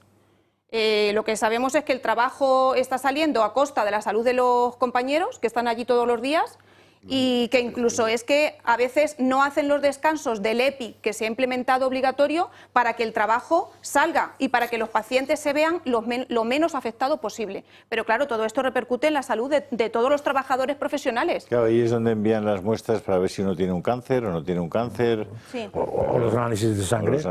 Sí. No, los de sangre no sé si... En hematología, claro. Hematología también, o sea, ahí están todos. Sí, es esa planta. Paralizarían todo en lo que es laboratorio. el diagnóstico no sabemos qué es lo que sucede en esa planta. Pero hay otros hospitales en el mundo para poder mandar eso, ¿eh? Temporalmente, o sea, seguramente en Toledo hay otros hospitales que pueden cubrir, incluso público, supongo. Nosotros solicitamos una reubicación, al ser posible, dentro de la infraestructura del hospital. Eso te pasa en un hospital privado y en un año puedes hacer un prefabricado ahí cerca y ir moviendo algunas de esas cosas y viendo... Bueno, el problema es que en un año no saben cuál es la causa. Eso sí que sorprende, ¿no? Sí, eso a mí me sorprende porque en un año no sepan por qué. Porque tiene que haber habido un cambio. O sea, y si es medicina nuclear aquí arriba, tiene que haber habido un cambio. O han cambiado de proveedor, o han cambiado de no sé qué. Podrían enviar algunas muestras y decir por qué es lo que ocurre, ¿no? Digo yo, ¿no? La novedad que comentábamos, Rosa, es que la Audiencia Provincial de Toledo ha admitido a trámite esa denuncia, que por fin sí que la justicia va a entrar de lleno en esta problemática. Si no sigue sucediendo. Sí, esperemos que se dé orden de practicar diligencias, porque el juzgado de instrucción número 1 ¿Archivó? Lo archivó. ¿Ya habéis pedido cautelares? Se pidieron, lo que pasa es que se archivó el juzgado de instrucción número 1, lo archivó. ¿Y qué razones daba para el archivo? Pues que no se había presentado la documentación necesaria para que se practicara acreditativa de esa situación. Claro, efectivamente. Claro, sí, si eso es así. Y ahora sí que se ha presentado. Es que yo creo que se tienen que practicar unas diligencias y en esas diligencias yo creo que será la justicia la que tenga que solicitar la documentación acreditativa de que está sucediendo eso. ¿Y hasta cuándo están ustedes, los trabajadores, dispuestos a seguir? Quiero decir, todos queremos mantener el trabajo, para todos es muy importante el trabajo, pero estamos hablando de la salud. No sé si se han planteado decir hasta aquí y dejar de ir a trabajar para que igual de esa manera el gerente del hospital, el responsable, diga pues vamos a ver qué ocurre, vamos a ver por qué estos trabajadores se encuentran en esta situación que va contra su salud. No, no nos planteamos eso porque somos conscientes de que si nosotros dejamos de trabajar y paramos, los afectados son los pacientes. Pero también nos está afectando a vuestra Sí. salud. Sí, pero eso no lo hemos planteado. Bravo. Más Muy preguntas, más dudas que nos surgen. La verdad que es un tema que sorprende ya. que un año después siga en punto muerto. Sí, claro, eso es lo que y con esa sorprende. situación. Porque si en un hospital empieza a haber cosas, cuando ha habido cosas del conducto, porque en los hospitales pasa de todo. Pero cuando se centra algo, se cierran zonas, vamos, o sea, inmediatamente actúa alguien. La contaminación en Me un... sorprende muchísimo esta historia, la verdad. ¿Qué Ya pasa? nos irán contando, ¿no? Lo que... Sí, Eso es, ¿qué Muy bien. pasos son los siguientes, Rosa? ¿Qué esperáis que pase? pues esperamos que alguien dé la orden de que se nos saque de las instalaciones y que se nos reubique. Eso es lo que esperamos después de un año. Y la ministra de Sanidad, por cierto, que siempre está tan enfocada en la Comunidad de Madrid, ¿habéis contactado con ella para ver No. si el Ministerio No. dice algo? No hemos contactado. Claro, Es es que es de Casti- sus es socios Castilla-La esta Mancha, comunidad, claro. Es Sí, Castilla-La Mancha PSOE, por eso lo digo, No por eso creo lo digo, que- que a lo mejor, pero la No ministra creo que, que- oye, que es que está a cualquier pequeñita cosa que pueda suceder. Yo os lo recomendaría, Si fuera que se Valencia- lo dijerais a la ministra de Sanidad a ver si... Si fuera protege Valencia o de alguna Andalucía manera, ¿eh? o Extremadura, vale, pero Sí, sí. Rosa, muchísimas Castilla-La gracias, Mancha. como siempre, por estar con nosotros, por acercarnos a esta problemática. Seguiremos muy de cerca todo este recorrido. Ojalá muy pronto vuelva a estar aquí con nosotros por una buena causa, para decirnos que por fin se ha encontrado el origen y se ha podido poner fin a esta intoxicación que tantos trabajadores lleváis prácticamente un año sufriendo. Muchísimas Gracias a vosotros. Muchas Y de gracias. Sanidad, de esa ministra de Sanidad, pasamos a hablar de otro ministro, en este caso del de Transportes, de Óscar Puente, porque hace apenas unas horas ha anunciado un nuevo avance en el AVE de Madrid a Barcelona, que dice que va a ser posible realizar ese trayecto en menos de 2 horas. Escuchen. ¿Por qué nos fijamos el objetivo de 350? ¿Y por qué vamos a empezar por la Madrid-Barcelona? Bueno, lo primero decirles que poniendo nuestra red a 350 por hora nos convertiremos en el único país del mundo, junto con China, que tiene una red de alta velocidad a 350 por hora. Vamos a construir una estación en el sur de Madrid, que es la estación de alta velocidad de Parla. Pero esto también nos va a servir de desahogo, no solo para los tráficos pasantes del sur de España hacia Barcelona, que ya no van a tener que entrar ni en la estación de Atocha ni llegar a Chamartín, sino que van a poder hacer la circunvalación de Madrid sin tener que entrar en Madrid, lo cual va a permitir una ganancia de tiempos. Bueno, pues esos dos avances en uno. Por una parte, esa nueva estación en Parla para intentar no tener que entrar hasta Madrid, y por otro, poder realizar Madrid-Barcelona en menos de 2 horas gracias a los 350 kilómetros por hora que se va a alcanzar. Miguel. si con Es los, que son muy buenos. si con Es que los son- kilómetros de ahora es que tienen son problemas, buenísimos. Es decir, ¿hoy qué día es? Lunes. ¿Qué Los ocurre lunes todos al los sol. lunes? Que se marcan los temas, que además, ¿quién lo marca? El ministro más polémico, el que le gusta más encimar y ir a la confrontación, y en un país donde tenemos cercanías de escuajeringado y lo sabes, que no llegan, que dice hoy, ¿cómo que no llegan? A 350, con lo cual ya tenemos bronca hoy y mañana, y mientras tanto tenemos a Leire en el juzgado. Acordaros el día que apareció el presidente del gobierno, sorpresivamente a las 9 de la mañana, dando una rueda de prensa de no sé qué tema absolutamente intrascendente. que había pensado que haría algo. Claro, están marcando la agenda. Es decir, es una broma, evidente, es una broma. Los Es lunes el al más sol. bronca, que parece una hermanita de la caridad, diálogo de carmelitas, que nos dice, ¿cómo? Vamos a ser los number one del mundo. Es decir, junto con los chinos, de nuevo se vuelve a salir China, 350 kilómetros. Ahora, Valladolid. Si te quedas colgado por el camino, pues chicos, es que ya sabes, la competencia, porque ¿quién va a ir a 350? ¿Va a ir el AVE o van a ir las otras empresas? Pero esto me recuerda al hermano Lobo. ¿Os acordáis de la revista El hermano Lobo? Y dice, ¿y para cuándo el cambio del gobierno? Y decía, y digo yo, ¿y para cuándo? colocar un tren decente a Extremadura. Eso nada, ya estamos aquí hablando de que vamos a ir a la Luna en AVE. Y sobre todo, a mí me da pánico lo de los 350 kilómetros por hora si no realmente se cuida lo que es la red viaria, Claro, porque el problema de la red, hay muchos trozos donde tienen que aminorar la marcha por problemas de conservación y mantenimiento. Luego, como no arreglen la red, esto va a ser tremendo. A esa velocidad los frenos. Porque hay que tenerlos actualizados y con aceite, ¿no? Sí, y el aceite que vayan bien los frenos, no sea que se pasen. Y el aceite subió de precio. A mí lo que más me ha chocado de todos modos es el dominio de la gramática. Porque que yo sea único con otro es una cosa francamente interesante. España es única con China. Si son dos, no puedes ser único, guapo. No te preocupes, Felipe González decía que eran dos cosas bastante idénticas. ¿Te acuerdas, Miguel? Cuando Felipe González decía son dos cosas bastante idénticas. Pues parecido. A mí me está recordando ahora lo de el 12 de octubre, cuando hay el desfile, y van los legionarios, y entonces hay que ajustar todo porque el legionario va a una mayor velocidad que los regulares. Entonces, si a 350 va el AVE, la competencia, las otras, ¿qué tienen que ir? Porque no van a ir todos a 350, tendrán que ir a otra, pero si va muy rápido el de 350, se comerán de delante. O sea, es grandioso. Es que a mí me encanta. Pero vamos a ver, si el otro día estaban planteando que Renfe vuelva a esas indemnizaciones que tenía que dar por retrasos, y dijeron que de eso nada, monada. Se votó y por ley debería. Discúlpame una cosa, don Julio. Hay un tema curioso que yo tengo una sospecha. Es decir, cada vez que yo tengo que coger el AVE, cuando hay un retraso, el retraso va al de Renfe, no va al de IRYO, no va al del resto de competencia. Y entiendo, probablemente, os supongo, que deben de tener firmado unos acuerdos con estas otras compañías italianas o francesas de penalizaciones por retrasos, por lo cual, puestos a sacrificar, se está sacrificando siempre el de Renfe. Daros cuenta, cuando lo veáis, que tengáis ocasión de estar en el AVE, que al final el sacrificado a la hora de salida siempre suele ser Renfe y no las otras compañías. De todos modos, tal como están las estaciones de tren en Madrid, concretamente, es mejor ni acercarse. O sea, mejor ir en Piragua por el Manzanares. Pues yo en Piragua no puedo ir a mi casa. Pero tú has visto cómo está la estación de Atocha y cómo está Chamartín. Bueno, y sobre todo he visto cómo están los trenes.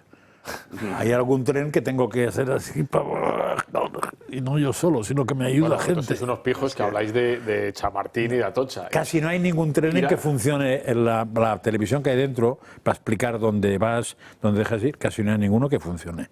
Muchas veces la alerta que pone fuera pone tren sin parada y ese tren que para. O sea, sí. Las pantallas de dentro de las estaciones, por ejemplo, de nuevos ministerios, el número 4 desapareció de la pantalla. Con lo cual, el tren que sale del andén 4, si tú sabes que ha desaparecido hace un año, como el hospital, ya sabes que es el 4. Pero si eres nuevo, no verás nunca el 4, el tren que va a Villalba. Con lo cual, pues nada, te estarás esperando y Villalba, ¿dónde va Villalba? Y si no hay nadie por ahí vestido, porque no hay nadie de Renfe, ni de Adif, hay unos señores que son de mantenimiento, no son de no sé qué, seguridad, o no sé qué, que a veces saben algo y a veces no saben nada. Es alucinante. Yo recomiendo, bajando a la tierra, que veáis la estación de Majadahonda. La veo, paso por ahí. Que es un asco. Paso por ahí, no bajo nunca. Pero que por no tener, no tiene ni los tornos. O sea, y está en un estado absolutamente deplorable. Pero en cambio, si vais en Príncipe Pío, han cambiado Madrid lo del metro. Han cambiado las piezas para entrar, es alucinante. Que en vez de hacer mejoras, hacen peoras estos socialistas. Es curioso, ¿eh? Bueno, y claro, si te llevas parte de lo que inviertes y no inviertes nada. Pero somos unos privilegiados. Sí. Había un cura que había venido de Ruanda que decía, señora, que viene, y dice, muy enfadada porque no ha venido autobús, ha tardado 17 minutos. Dice, en mi país vas a la estación del autobús y no sabes si vendrá hoy o vendrá mañana. Estamos bien, entonces.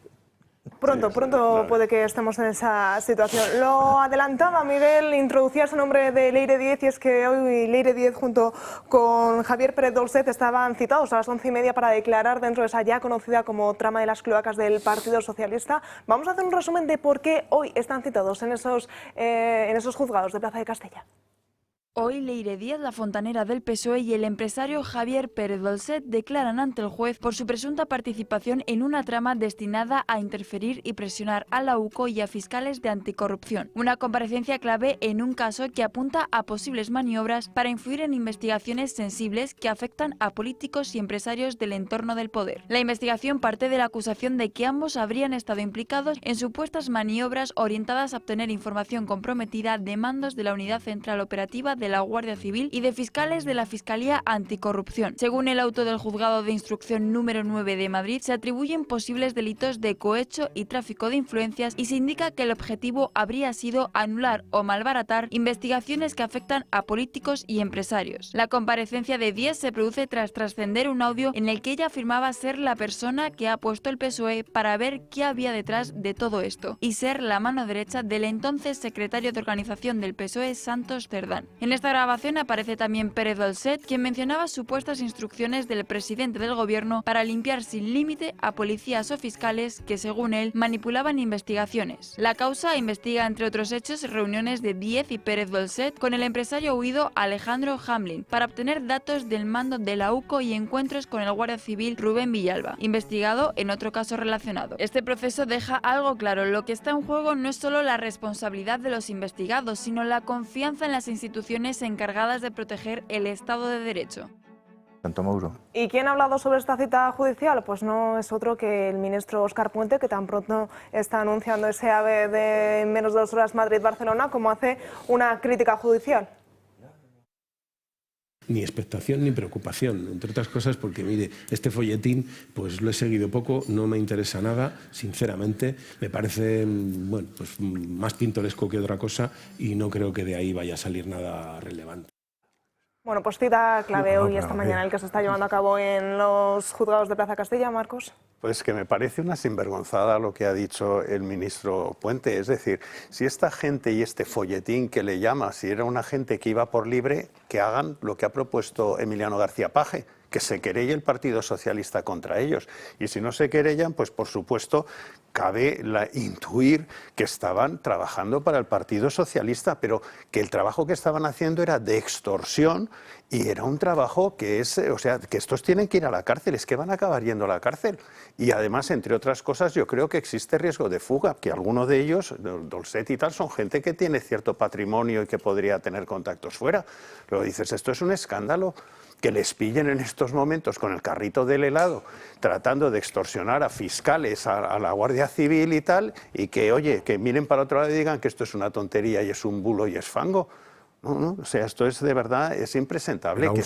Es que se ríen de nosotros, es que se ríen de nosotros, les pillan y encima se ríen de nosotros. Pero ha usado una palabra muy culta, relevante, el ministro. No es tan frecuente que la gente use la palabra relevante. O sea que se nota que es de Valladolid, excepto por lo del concepto de único que no lo tiene pillado, ¿no? A ver, cuando preguntaron al PSOE, porque le preguntaron a Pachi López si se pensaba querelar contra esta señora, porque de Dolcet ni han hablado, dijo que no lo contemplaban. O sea que no se contempla eso. Claro. Yo no sé si no se contempla, claro, probablemente el ciudadano normal dice no se contempla porque no quieres cabrearlo, supongo. Claro. O cabrearla en este caso. No es que no se contemple porque no tenga entidad, porque fue lo que les ha montado. Pero Pachi López se reía cuando le preguntaban y decía no se contempla, se estaba riendo porque se ríen en nuestra cara. No, eso no tengo ninguna duda. Porque yo ya más tonto no puede ser este hombre se da cuenta de que les han pillado absolutamente. O sea, esto en la época de Nixon con el Watergate y tal, o sea, es que pillan a esta gente haciendo este tipo de cosas que son comportamientos mafiosos. Les han pillado y además con grabaciones, con sus voces, con comportamientos mafiosos, extorsionando y presionando a fiscales para cargar y conseguir pruebas para cargarse la UCO y cargarse a los fiscales. Tiene su mérito, lo de intentar extorsionar a un fiscal díscolo con el equipo gobernante, tiene su mérito esto, ¿eh? Supongo que hay otra opción, que es irse a una monja a intentar convencerla de que bendiga un puticlub. Pero Franca, no te olvides, lo más importante de este caso es que es el primero donde dicen que siguen instrucciones del número 1, que dice hay que limpiar todo esto. Las instrucciones vienen directamente de Pedro Sánchez y de la Moncloa, porque están diciendo vayan y limpian absolutamente todo esto a raíz de lo de Begoña Gómez y van a cualquier precio y entonces se van a extorsionar a la Guardia Civil para encontrar cosas para chantajearlos y a los fiscales. Sí, sí, es que es un escándalo tremendo. Parece no me importa este folletín, pero bueno. El número uno lo remarca un externo, como es el empresario Luis del Rivero, que es el que dice, no, aquí es el número uno el que toma la decisión, ¿no? A mí lo que me deja perplejo ahora es dos cosas. ¿Qué necesidad de narcisismo? O sea, ¿Qué narcisismo tiene esta mujer con aquella rueda de prensa innecesaria en la que montó un circo mediático? En lugar, tío, cállate, escóndete. Y luego, ahora viene el momento de la verdad. ¿Te vas a callar o, como decías, oye, te han pillado con el carrito de helado? Oye, colaboremos y a ver si salvamos los muebles. Esta mañana, antes de entrar porque te vas a sacrificar ¿por quién? Exacto. Por Cerdán en el Trullo, por Sánchez, que te va a dejar y te va a negar como San Pedro a Jesucristo.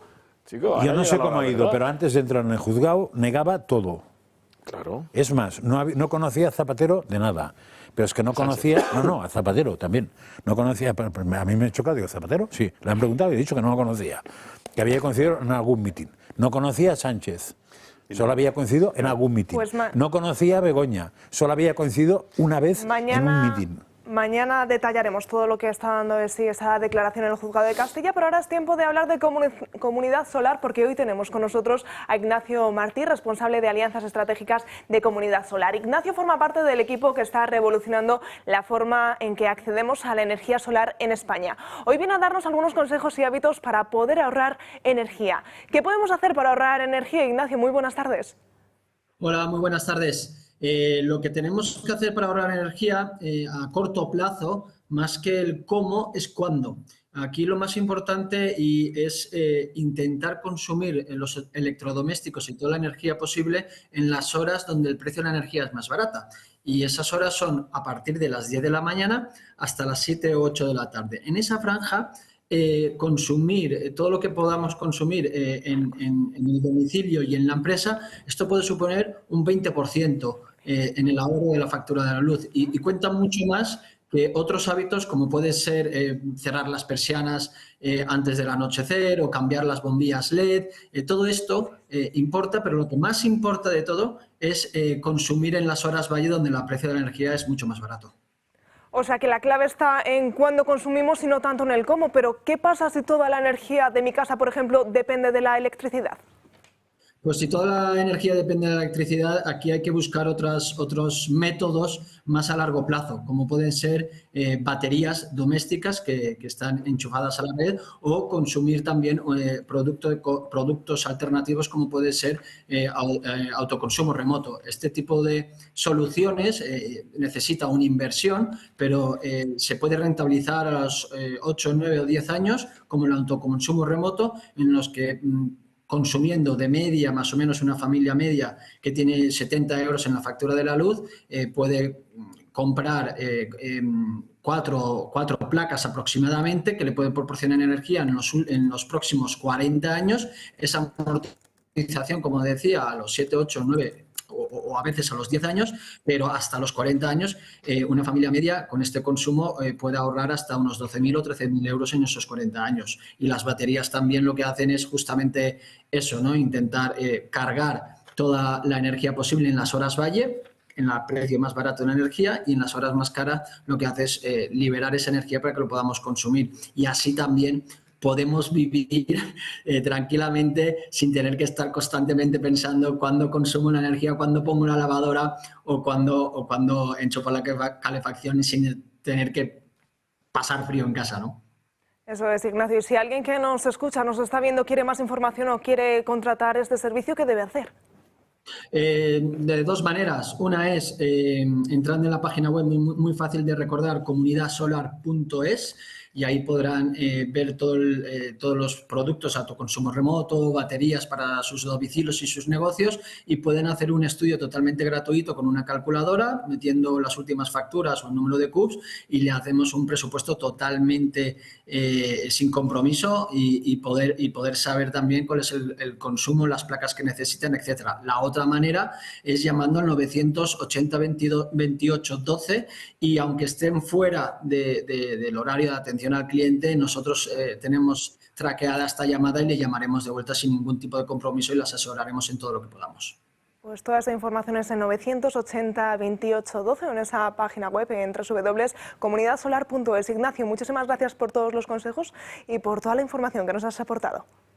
Muchísimas gracias a todos ustedes. Y nosotros ahora sí nos vamos a la última pausa publicitaria y enseguida volvemos aquí a Dando Caña para seguir contando toda la actualidad del día.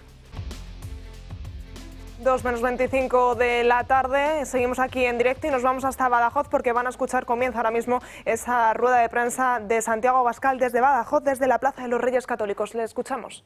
Absolutamente envalentonados y se permiten insultar a los españoles, porque el candidato Gallardo es un insulto a los españoles, es un insulto a los extremeños y muy especialmente es un insulto a los pacenses.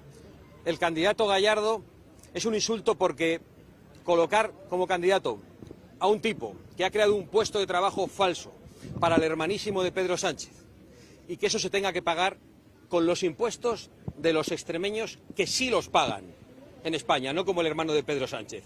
Es un insulto crear un puesto de trabajo falso a una persona que no sabe dónde está su puesto de trabajo, que hace como que vive en Portugal para tributar en Portugal y evadir impuestos en España y que a la vez permanece escondido en el Palacio de la Moncloa por su hermano. Es un insulto haber decidido finalmente poner de candidato a alguien que va a terminar el banquillo. Pero la pregunta que tenemos que hacernos es por qué Sánchez se atreve en este momento a insultar y a humillar a los extremeños de esta manera. Y para nosotros la respuesta es muy clara.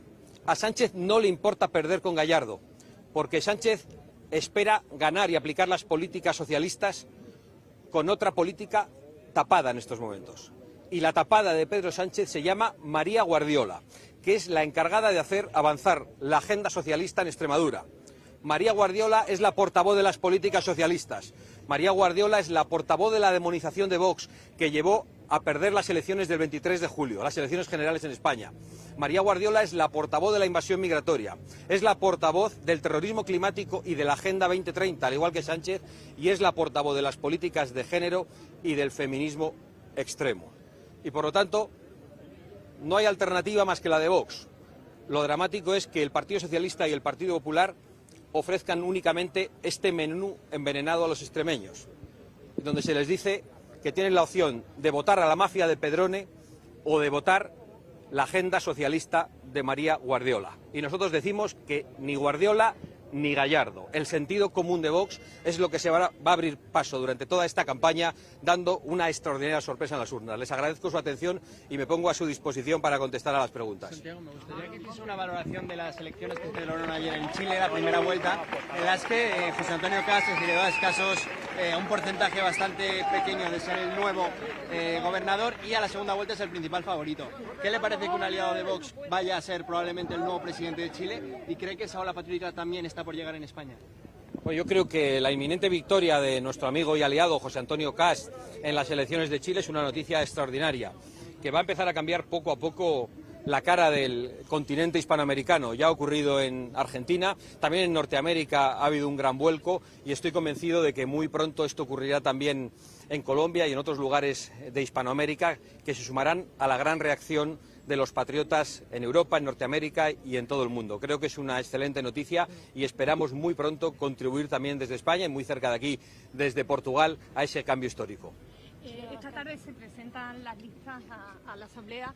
Mérida, no sé si... Pues ahí escuchábamos las palabras de Santiago Abascal, que criticaba duramente a Gallardo, también a María Guardiola, los dos oponentes en esas elecciones autonómicas del próximo 21 de diciembre en la comunidad de Extremadura. Dice que la única alternativa es Vox y precisamente en estos últimos minutos hemos conocido una última hora que tenía que ver con esa declaración de Leire Díez, que ha pedido, la fontanera del Partido Socialista, ha pedido al juez anular los audios de la causa. En un escrito presentado por su defensa señala que la grabación inicial prevalecía el secreto profesional y la del fiscal Ignacio Estampa apunta a que violó su intimidad. Es decir, que pide Leire Díez que esos audios que habrían sido claves que no se tengan en cuenta en ese proceso, en ese juicio, porque dicen que bueno, pues habría sido parte de ese secreto profesional y que por tanto no se podrían utilizar. ¿Nos sorprende? No me sorprende nada, me parece que está bien tirado. Otra cosa es si tienes razón o no, pero no sé hasta qué punto, si yo hablo contigo un día y tú me grabas la conversación, eso lo puedes usar contra mí después. No sé cómo funciona. Como no me dedico a esas cosas, no sé cómo funciona. Pues no veremos soy a ver. del PSOE ni me dedico a eso, pues no tengo problemas. Veremos a ver dónde llega todo esto. Comenzamos el programa precisamente hablando de ese Consejo de Política Fiscal y Financiera, esa cita que la ministra de Hacienda había citado a los consejeros de Hacienda para abordar varios temas, y la última hora nos la trae mi compañera Marta de Santiago. ¿Qué tal? Muy buenas tardes, cuéntanos. Muy buenas tardes, Natalia. Pues sí, el Ministerio de Hacienda ha dado hoy el primer paso hacia la elaboración de los presupuestos para 2026 con la celebración, como ha dicho Natalia, del Consejo de Política Fiscal y Financiera, en el que presentarán a las comunidades autónomas su propuesta de senda de estabilidad para el periodo 2026-2028. Este encuentro, que ha arrancado a las 12, también abordará cuestiones relacionadas con la financiación autonómica, que es el tema prioritario para la mayoría de las comunidades autónomas, sobre todo las gobernadas por el Partido Popular, que ven la senda de estabilidad como una cuestión secundaria, ya que, según ellos, tiene pocas opciones de superar el trámite parlamentario. La presentación de la senda de estabilidad a las regiones y su posterior aprobación en Consejo de Ministros constituye el comienzo hacia los presupuestos generales, que acumulan ya meses de retrasos. En este encuentro, Hacienda propondrá unos objetivos de déficit de deuda y regla de gasto para el periodo 2026-2028, tanto para el conjunto del sector público como los degradados por subsectores. Estos objetivos después deben ser aprobados en el Consejo de Ministros junto al techo de gasto, que cabe recalcar que no se vota, y remitidos a las Cortes, que podrán avalarlos o rechazarlos. En caso de rechazo, algo previsible dada la oposición de Junts, que ya tumbó la senda de estabilidad 2025-2027, el Gobierno tendrá que volver a aprobar la senda en el plazo de un mes, ya sea la misma o una nueva, y reiniciar todo el procedimiento. Si la segunda senda también es rechazada, entrarán en vigor los objetivos remitidos a Bruselas sin que Hacienda haya aclarado si serían los del Programa de Estabilidad 2023 o los del Plan Fiscal. Natalia. Muchísimas gracias. En juego esa senda de la estabilidad, de nuevo en manos de Junts. Diríamos hace unos días que Junts no votaría a favor de esto, pero visto el último movimiento el jueves en el Congreso de los Diputados, pues no sabemos qué va a pasar con esta senda de estabilidad, Marcos. Bueno, a mí me parece que lo que está haciendo este gobierno no tiene nombre, es decir, lo del cuponazo es absolutamente inconstitucional, pero ya estamos bastante acostumbrados a que se salten la Constitución cada vez que les da la gana. Es decir, si quieren otorgar un cuponazo a Cataluña, que cojan y lo hagan de la manera en que la Constitución prevé que haya una modificación de la Constitución, porque la Constitución solamente permite que haya cuponazo en el caso del País Vasco y de Navarra. Y esto es tratar por la puerta de atrás de conseguir lo mismo que la Constitución solamente da a estas dos regiones, pues tratar de dárselo a esta tercera. Y si quieren cambiarlo, que lo digan a las claras. Queremos en estos momentos cambiarlo y la Constitución prevé cuáles son los mecanismos para poderlo realizar. Lógicamente, estos son unos trileros y están en estos momentos, pues oye, con el chantaje de que, bueno, necesitamos los nuevos presupuestos por Valencia, etcétera. Pero si es que es absolutamente falso. Primero lo están haciendo fuera de plazo, porque ya se les ha pasado el plazo para la presentación de presupuestos. Yo no creo, sinceramente, que vaya a salir. Y luego, además, es que los presupuestos les da igual, porque sin presupuestos hacen lo que les da la gana con el dinero público. Por lo cual, es decir, no tienen ahí ningún problema. Yo, en todo caso, es que preferiría que no salieran, porque van a aumentar el techo de gastos, y para que sigamos sin tener ningún control para lo que haga este gobierno autócrata, pues prefiero, oye, que no se aumente todavía más y que todavía nos roben más y que sea todavía más opaco. A ver, yo me voy a repetir como Lajo, pero llevo un año diciendo que los presupuestos no se van a aprobar. ¿Y por qué no se van a aprobar? Por un asunto muy simple, porque en el momento que Junts apruebe esos presupuestos, ya no tiene por dónde coger al gobierno. Entonces no lo va a hacer jamás, porque es que entonces ya no es que rompa o no rompa, es que da igual lo que haga.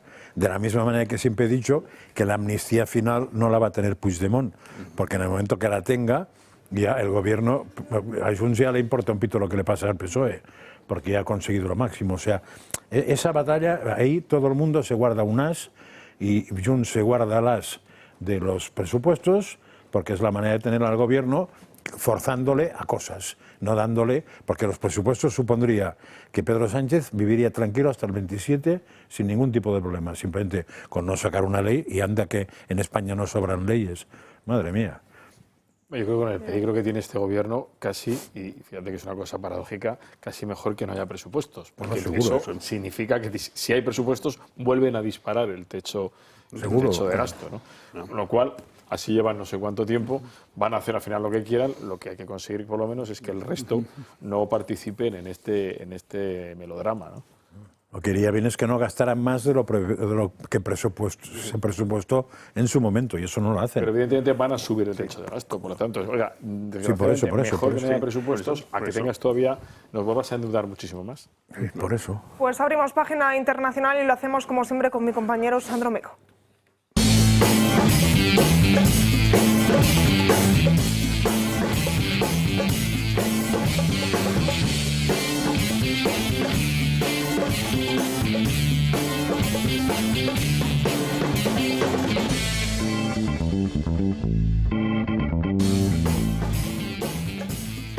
Empezamos la semana con elecciones, porque ayer se celebró la primera ronda de las elecciones presidenciales en Chile. Va a haber segunda, será el próximo 14 de diciembre, pero lo que tenemos ahora son los resultados de esta primera vuelta, que están a punto de ver en sus pantallas. Dos representantes acudirán a esta cita, que serán la comunista Janet Jara y José Antonio Cast. Han quedado en ese top 5 un Franco Parisi, que por cierto ha dado la sorpresa, nadie se esperaba que fuera a conseguir ese tercer puesto, Johannes Kaiser y también, por su parte, Evelyn Matirey. Bien, ¿qué ha ocurrido con respecto a estas elecciones? Pues lo cierto es que el relato que les voy a ofrecer puede ser distinto a lo que hayan oído en los distintos medios, porque José Antonio Cast, pese a haber quedado en segunda posición, está bastante optimista con ganar estas elecciones. Muy buenas noches. Lo dije 3 veces porque la tercera es la vencida.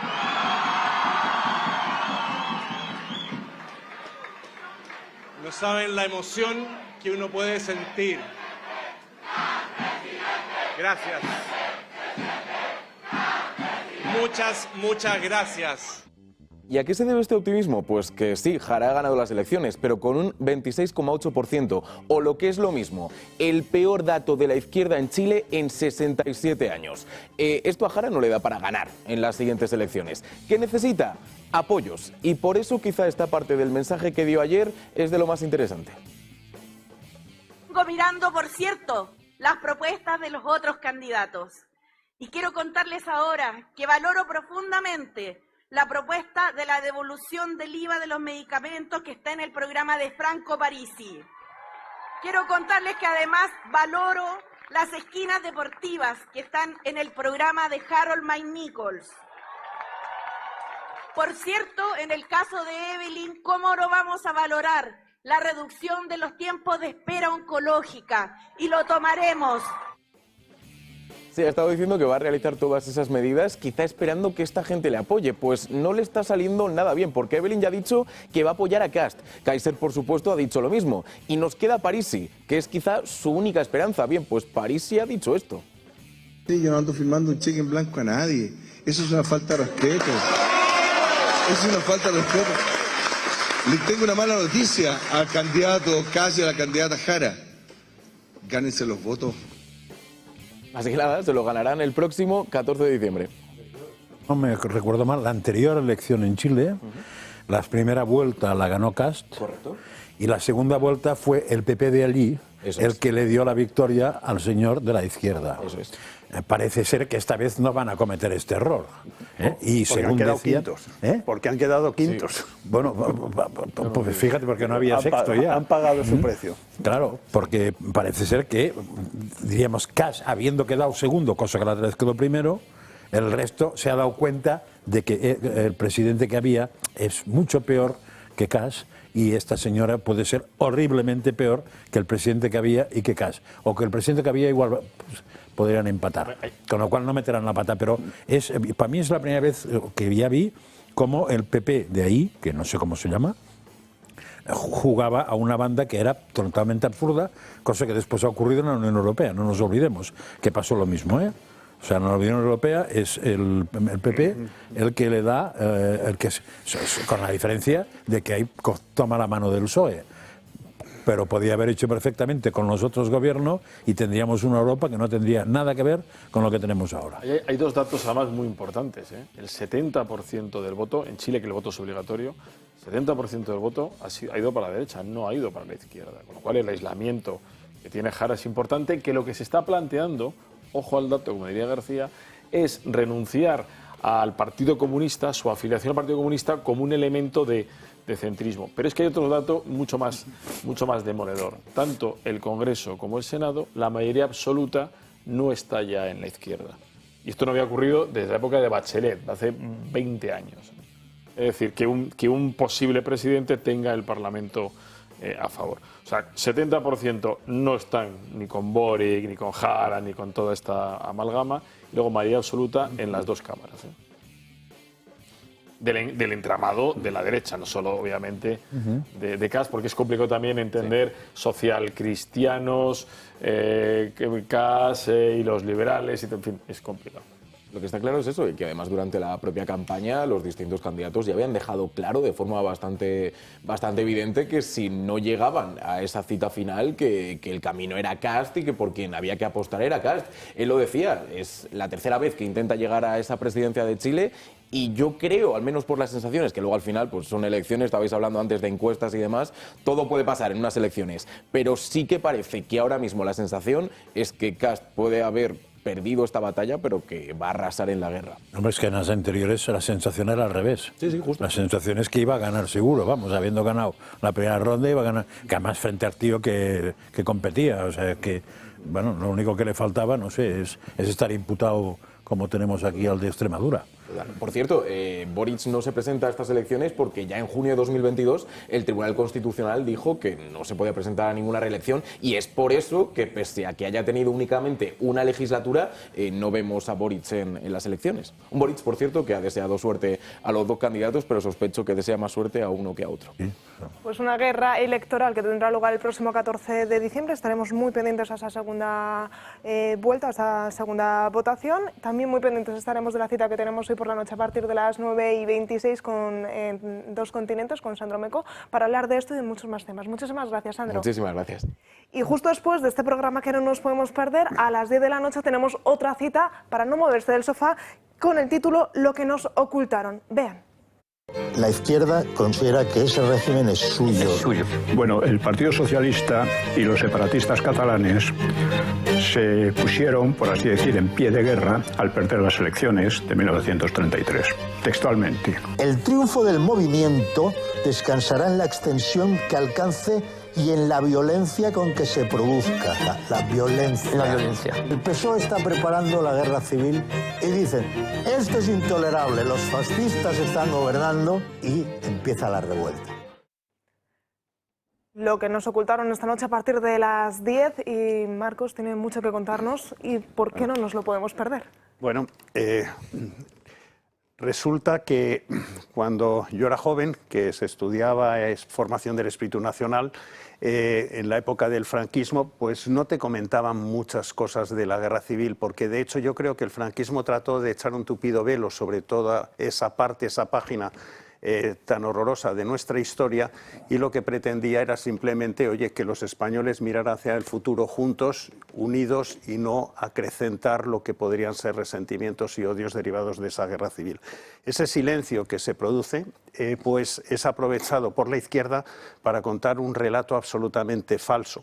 Y te encuentras a día de hoy que gente, pues oye, de mi generación y gente más joven, pues absolutamente desconocen qué sucedió en la Segunda República. Tienen una imagen, una leyenda rosa sobre esa Segunda República, una imagen donde, pues oye, parece que todo era libertad y paz y democracia, y que la pasionaria cuando iba al Congreso le decía al señor Gil Robles, ¿qué tal ha dormido usted? O a José Calvo Sotelo y tal. Eso no es así, es decir, la Segunda República fue un desastre y el Partido Socialista era un partido marxista-leninista que no quería la democracia, lo que quería era instituir en España la dictadura del proletariado, dicho por ellos mismos, dicho en las memorias de Indalecio Prieto, dicho por Largo Caballero. Y es importante que, dado que Zapatero coge y abre la caja de Pandora del guerra civilismo, que luego continúa Sánchez, nuestra intención es cerrar esa caja de Pandora. Pero antes de cerrarla, lo que creemos importante es que la gente sepa la verdad y la historia criminal del Partido Socialista Obrero Español. Entre otras cosas, que en 1933, en unas elecciones democráticas donde vence en la Segunda República la derecha, ellos no reconocen esa victoria, que hacen un golpe de Estado en 1934, para toda España, aunque solamente prende en lo que es Asturias y es Cataluña, que luego fuerzan unas elecciones anticipadas en el 36 y que dan un pucherazo porque no ganan. Esto ha habido ahora historiadores que han tenido acceso a las actas y se ve que es un pucherazo. Y que desde febrero a julio del 36 se asesinan a más de 400 personas, que hacen una persecución de lo que son religiosos o gente simplemente que profesa la religión católica, y que ya la gota que desborda el vaso es que el 13 de julio del 36 matan, secuestran en su casa por la noche y matan los socialistas, la escolta personal de Indalecio Prieto, al jefe de la oposición, que es José Calvo Sotelo. Y eso desencadena la guerra civil, que es una guerra civil buscada por el Partido Socialista, buscada por Largo Caballero, como excusa de poderse quitar a todos sus enemigos de encima y instaurar en España la dictadura del proletariado. Y que no eran republicanos, que su bandera no era la republicana, que su bandera era la roja, y está dicho en las propias declaraciones de Largo Caballero. Entonces esto creo que es importante, antes de cerrar la página, que la gente lo sepa, y hemos hecho este documental, que afortunadamente cogemos desde el año 31 hasta el 13 de julio del 36, que queda excluido de la memoria democrática, de la ley de memoria democrática, que no podemos hablar más porque ya entra dentro de la ley de memoria democrática. Es decir, esto es un escándalo tremendo. Supongo que después de que vean los socialistas la verdad, porque además está absolutamente sanitizado legalmente, todas las cosas que allí se dicen son ciertas y verídicas, pues después de que los socialistas vean esto, pues son capaces de decir que la ley de memoria democrática se extiende hacia atrás hasta el año 31, seguramente. Pero bueno, afortunadamente pues bueno, lo podemos hacer. Sí, pero es que es muy curioso, porque la ley de memoria histórica, la primera, la de Zapatero, coge desde el año 36 hasta el 75. Pero la ley de memoria nueva, la de memoria democrática, la que revisa y que rehace Sánchez, coge del 36 al 78, pero hay una disposición en esa ley, que es la disposición 16ª, donde pueden ampliarla hasta el año 83. Yo supongo que esto ha sido un requerimiento de Bildu, para precisamente blanquear los asesinatos que ellos han cometido en esa época. Porque de hecho la acabó redactando Bildu. Esta ley le pasó a Bildu antes de presentarse al Congreso. Esta noche, a partir de las 10 de la noche, Lo que nos ocultaron, no se lo pueden perder. Miguel, Marcos... 9:45. Francas, 9:45. Pues esa previa, a partir de las 9:45 no se pueden perder Lo que nos ocultaron. Muchísimas gracias por acompañarme en el día de hoy. Gracias a ustedes por acompañarnos en casa. Ya saben, volvemos como siempre mañana a partir de las 12 del mediodía para seguir dando caña con toda la actualidad que nos traiga la jornada. Hasta mañana.